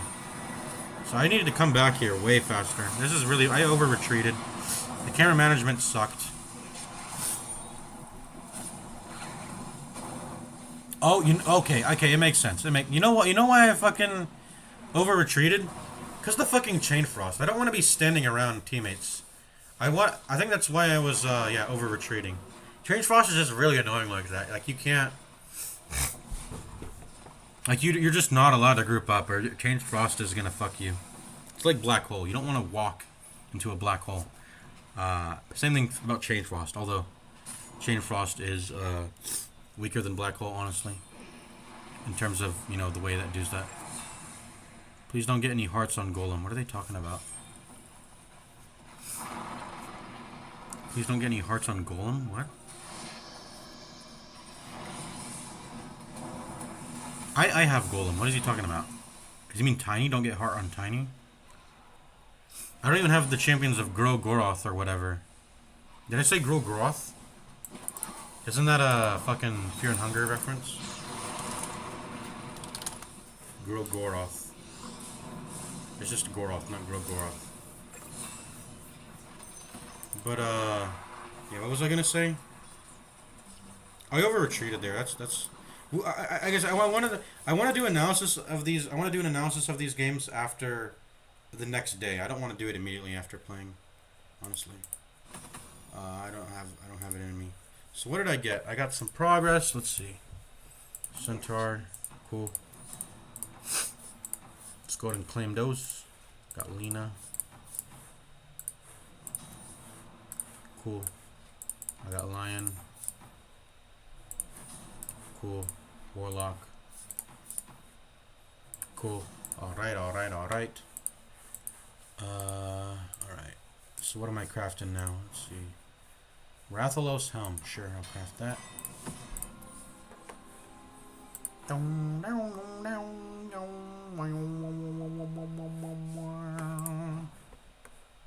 can craft this. I don't think this is that good of a gun, though. It's whatever. It's not that cool of a cosmetic. I'm pretty sure I have everything marked that I haven't gotten yet, right? Yeah, I have everything marked, so I should be able to see what is not a used resource and then use it to craft. Let's do that. Exchange. Let's do the exchange 3. I don't like up trading.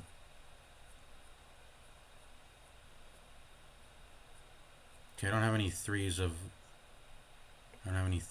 there. Let's see. Okay, Kieran Hyde I don't use. Okay, what about... Okay, I use everything. Okay, I have nothing to exchange then, I guess. All right, let's see. Oh, I finally got the extra super duper special antique. Let's get it. Let's see what I get. Let's see. Oh, they're all immortals. Cool. What should I get? Allow claiming owned rewards. What does that mean?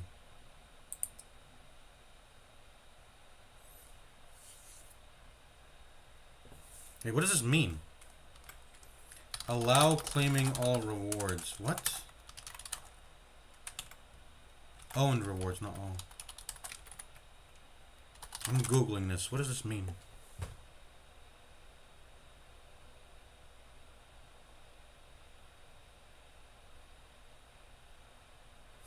Oh, okay, I see.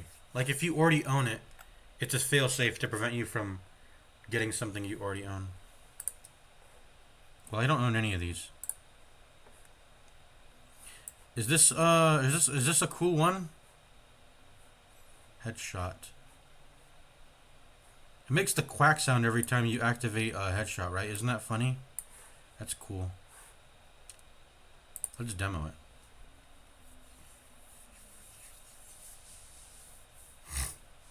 Yeah, I've seen this cosmetic quite often, actually, and I've seen it often. Let's see it. Let's level up once just to get take aim. Let's max you out.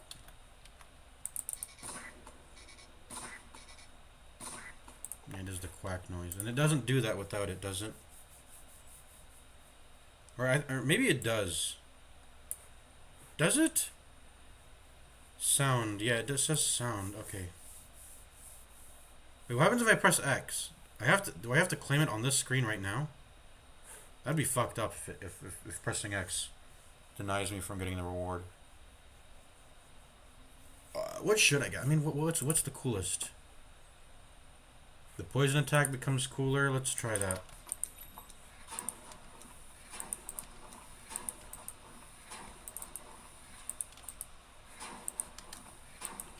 The sound effect looks the same.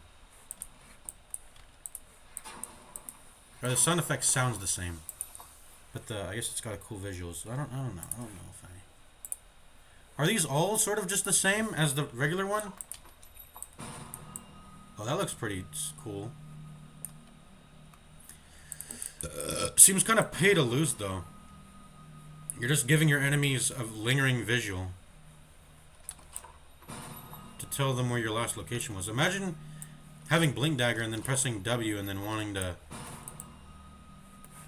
Imagine pressing this and then Blink Daggering out and then the enemy's like, oh, I just saw a little lingering visual. He was just here. Like, that seems kind of pay to lose. I don't know. The Basher Blades. Well, definitely not these. These...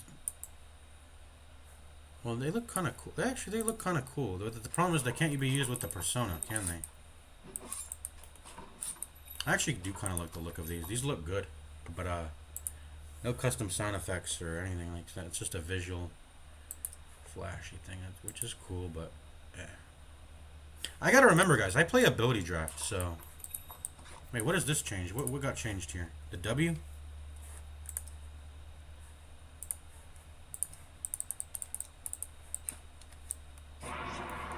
Yeah, yeah, I've seen this before also. This looks, yeah, I've seen this before also. It's definitely noticeable, a lot more flashier, a lot more anime. So what am I getting? What the hell am I getting? What matters the most in ability draft? Given that, I mean, what model am I most likely to draft? Probably snipers. Maybe I just get the sniper one. Yeah. Get the sniper one.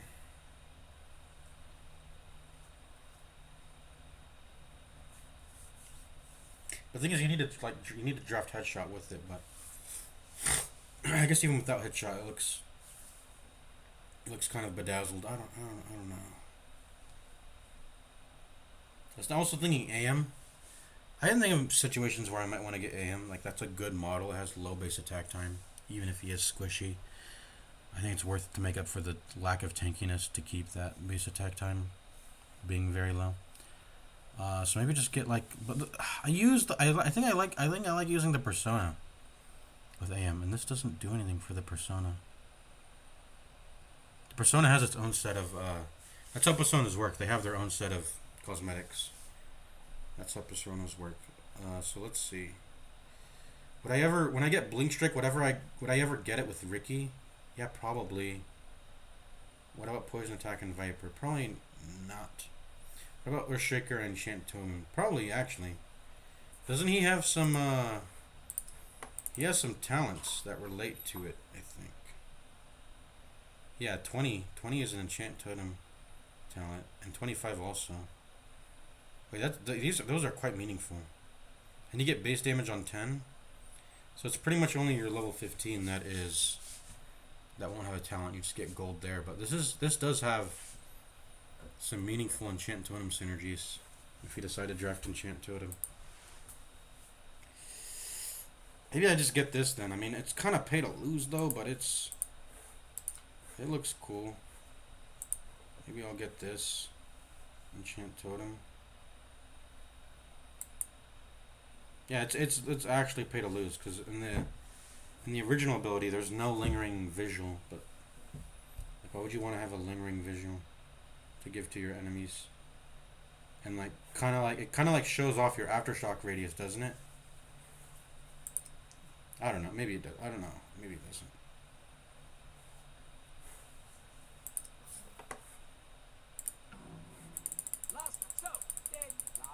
clicked the X because I was curious. Wait, what? I actually lost it. What? Oh, okay. It's still in my inventory. I'm stupid. It's still in my inventory. Do not redeem. Do not redeem. Okay. Yeah, it's still in my inventory. I was about to say maybe I lost it. That's insane if I did.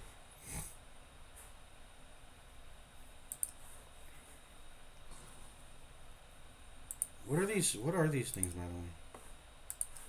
Crown Falls store. I never used these. What does this even do? Still don't know what these ever did.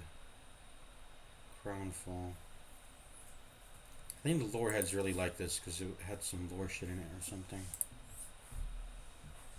Gabe Newell, Chatlines. Oh wait, what? Chatlines? What's that?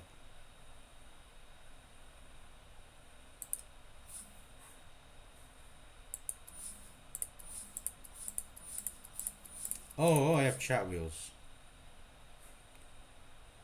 Yeah, usually if you don't have Dota Plus, you get like no audio chat wheels. I guess that's nice. Now he owns some audio chat wheels. What are these stickers, man? What the fuck?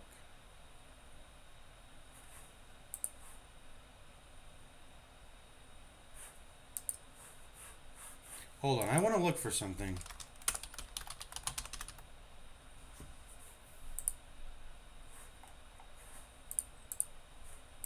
Guys, call me weird, but Sheepstick has let me see. She has, I'm just gonna say it, she has big honkers. And I don't know. I was wondering if she's not gonna be weird about that. She's not gonna show that off. But if you guys seen her, she does have big honkers. I just want to point that out. That is just facts. What did I just get? Oh, I got a new weapon. Oh, I got the Garen rifle. Yeah. I have this equipped. Why do I have this equipped? I think when you're playing a sniper, it's one of the few sets that you don't wanna. You honestly want to be low-fi. You don't want to be fucking. You don't want to be flashy and standing out. Unfortunately, because you want people to forget that you're shooting them, because you're hitting them off screen. That's just how that works. So I got some stickers. What the fuck's going on? What do I want? What does the game want me to do? Oh, lore stickers. I see.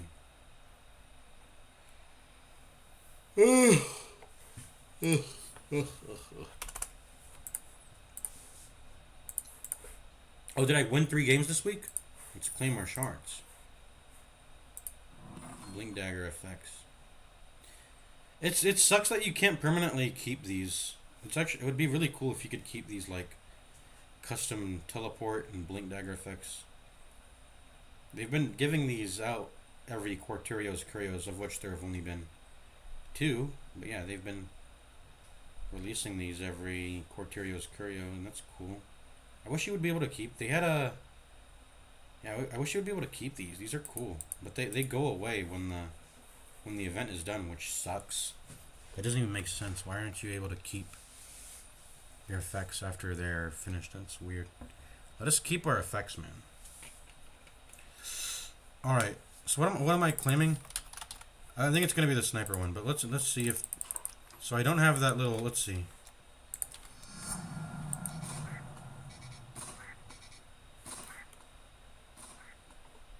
What the hell is coming off of me? Tickets? Wait, what the hell is actually coming off of me?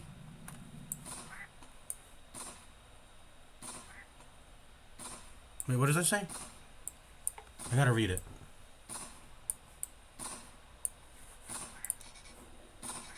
Ha ha ha ha. You do it again? Ha ha ha ha. Ho ho ha ha. Oh, it's ho ho ha ha. Ho ho ha ha. It's like a sniper voice line or something. I have voice lines turned off though. Oh, the duck does show up. Wait, so what am I gaining by getting that sniper immortal? What does it actually do? It changes the icon, or what the fuck is it doing? Because it still makes the quack sound even if you don't have that immortal. Why am I spending so much time on this? I just need to. Okay, I just want to claim it and get out of here. Redeem, do not redeem. What should I get? I really think it has to be sniper. I mean, I don't. This is kind of pay to lose. I'm not always gonna get poison attack with Viper model. And this is all for like AD. I use a persona. Ricky is, I guess Ricky and Earthshaker. Ricky does have an innate backstab, doesn't he? So maybe if I get Blink Strike, maybe I should get Ricky at the same time. But there's probably bound to be better models than Ricky, even if you do draft Blink Strike.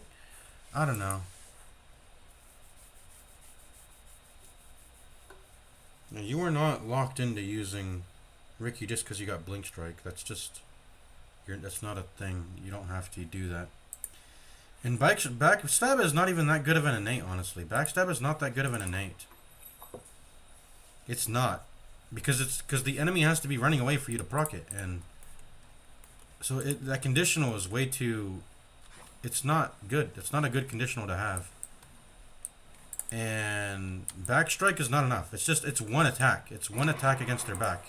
Oh, you know what? Okay, actually, let's be a little bit fair.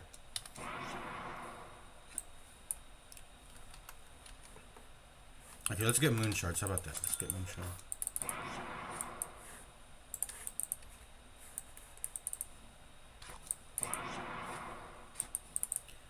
So Blink Strike actually counts as attacking. Like it puts your attack on cooldown. It's not like League of Legends where it's like an attack reset type shit or whatever.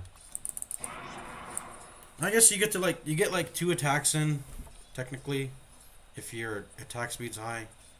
Or you're a Jody, it should be high because it scales on Jody, but no, backstab matters because Tricks of the Trade exists as a spell. Backstab gets its value when it's guaranteed inside the Tricks of the Trade. This is when you're dealing the most juiciest amount of backstab damage. Otherwise, it's hard to land this backstab consistently. Like, all the enemy has to do is turn around. And yes, that makes it so that they can't retreat. And they're forced into a man fight with you. But, like, I don't know. I mean, does that mean I want to get the Immortal for it? I don't know. The Immortal is also flashy. This kind of feels like pay to win also. Like, these both feel like pay to... I'm just going to get the Sniper one. I'm just going to click it. It's done. I got it. Sniper is one of the strongest, if not the strongest hero model. Probably only one who can even seek to match him is Techies. And so I'm going to go ahead and get this. And I don't even know if I want to equip it, though. Oh, you know what happened? Even though it was unequipped, I think the game was still telling me that it was equipped. Okay, so let's demo it again. We're going to put on regular cape. So tickets were flying out. That was weird. Tickets were flying out even though I had already unequipped it. But it probably still kept the custom effect on the character. That was still kept for some reason.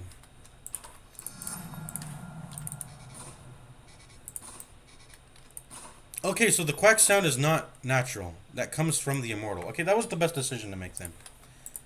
That was the best decision to make. Okay, I will equip it. It's cool. I'm gonna put it on. Even though you shouldn't look to be flashy. Like this makes you flashy. It gives you a target. It gives you a sound effect that the enemy will hear that they otherwise may not hear. Like, it makes this annoying quacks. Like, it's obviously meant to be an annoying cosmetic to piss off your enemy. But you kind of like I said, you want to be lo-fi when you're playing sniper, honestly. You probably want to be lo-fi a lot of the time. That's why I have some basic shit on. Maybe it's time to go full fucking cosmetic mode. Like, yeah, just putting cosmetics on, people are gonna think you're a good player or something. They're gonna like start targeting you, man.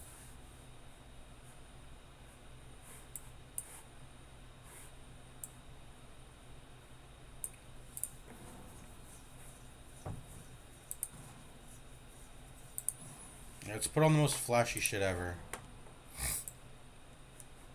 I'm in my flashy arc.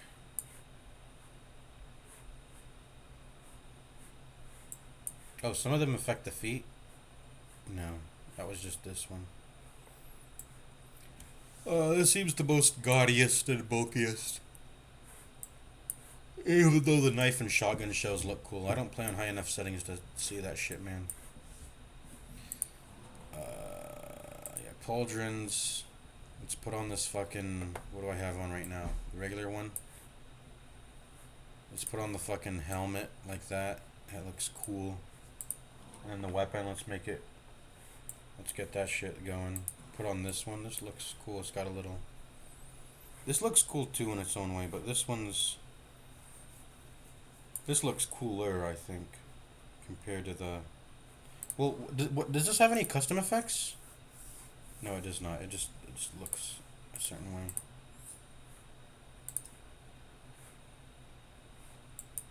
I have 2 Wolfhound raffles, by the way. Let's see the difference between these two, man. I guess there's kind of a difference. Okay, let's see how this looks. Look how fucking gaudy and ridiculous I look. This is way too showy-offy. Like, enemies are gonna see you and they're gonna want to go on you when you look this fucking flashy, man.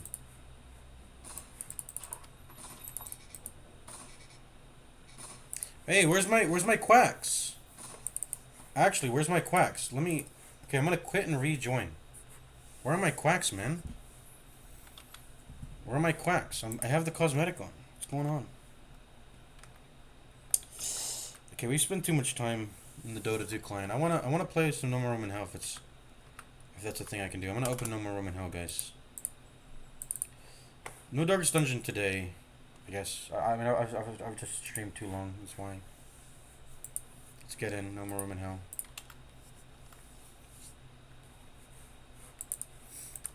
Okay.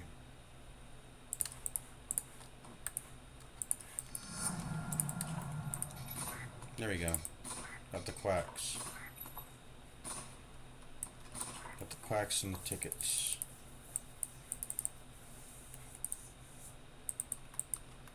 Yeah, this gun looks fine, but like, can I... What happens if I put this on? How cool does that look instead?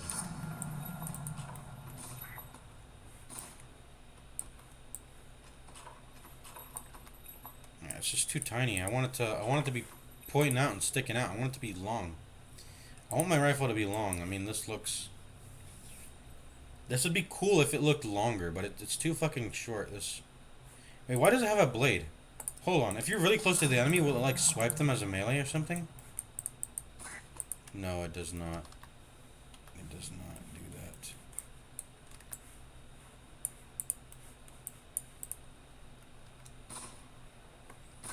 I thought it was like co-ops. No, it would say that if it could do that, but I thought it was would have been like co-ops. Persona, is that a persona? Yeah, I think it's a persona. Co-ops persona. I wonder if it would have been like that, where you can, it turns into like a melee looking attack if you're up close, but no, it's just, it has a fucking blade for nothing.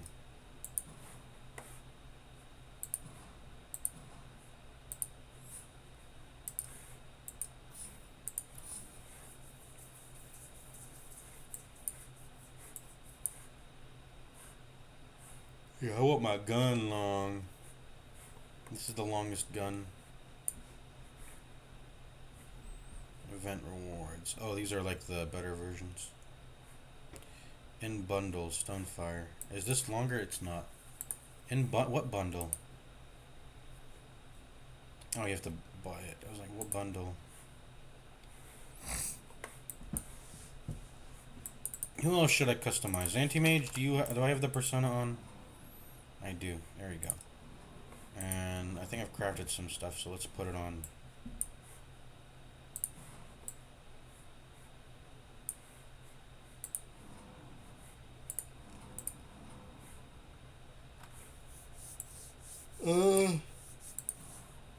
Yeah, I like that. Let's put that on. Oh, there's actually styles. There's styles. Kieran Red. Or Kieran Blue. Okay. Let's keep it blue. Alright. I'm out of here. I'm getting out of this client. We going no more room in hell. What am I doing? I need to go no room in hell. No more room in hell time. Let's see if there's any good servers on, and I'll play some. Some of that. Sort by latency. Pork chops. Please don't be on casual.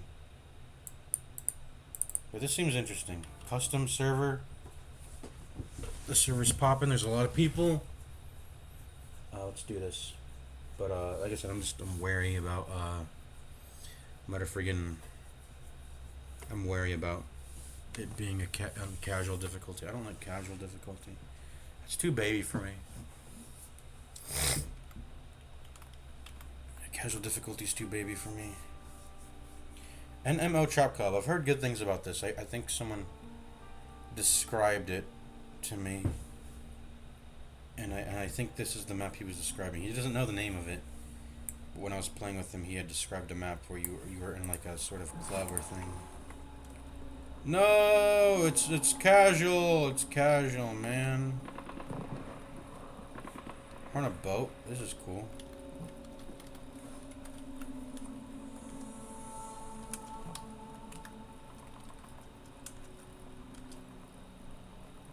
Are you dead? Send RTV? Who's saying that? You're dead, so I'm not gonna say it. Oh, okay. I'll do it then.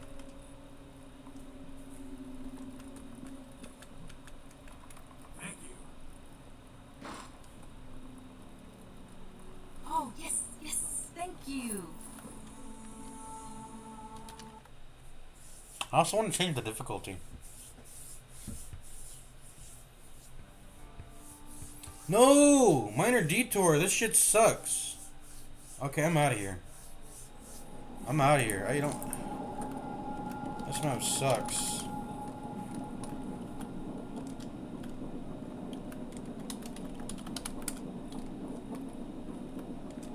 Do help.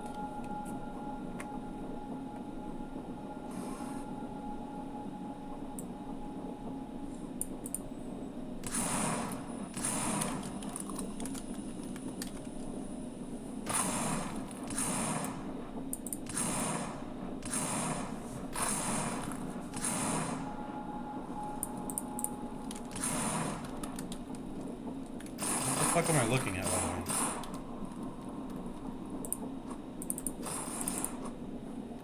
What the fuck is that shit? What the fuck is that model? Credits, dances, diff, SM diff. Okay. This map sucks.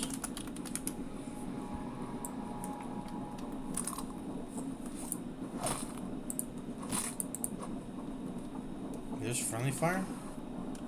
No, it's off. Dude, this map sucks. It's cheeks.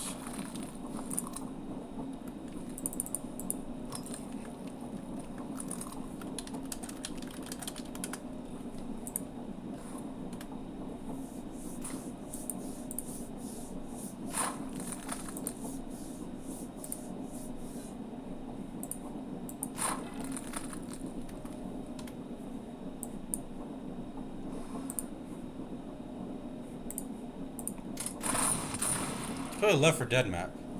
That sounds interesting. Get some Left 4 Dead maps poured into the... Okay, I mean, if they vote no... Okay, I'm out of here then. Okay, know that. Okay, I'm gonna end stream. I'm kind of tired of streaming shit now. I'm out of here. I'll see you later. Peace out. We'll play like Darkest Dungeons. I mean, we'll run the same thing again. I'll play a Dota 2. I'll do a replay analysis.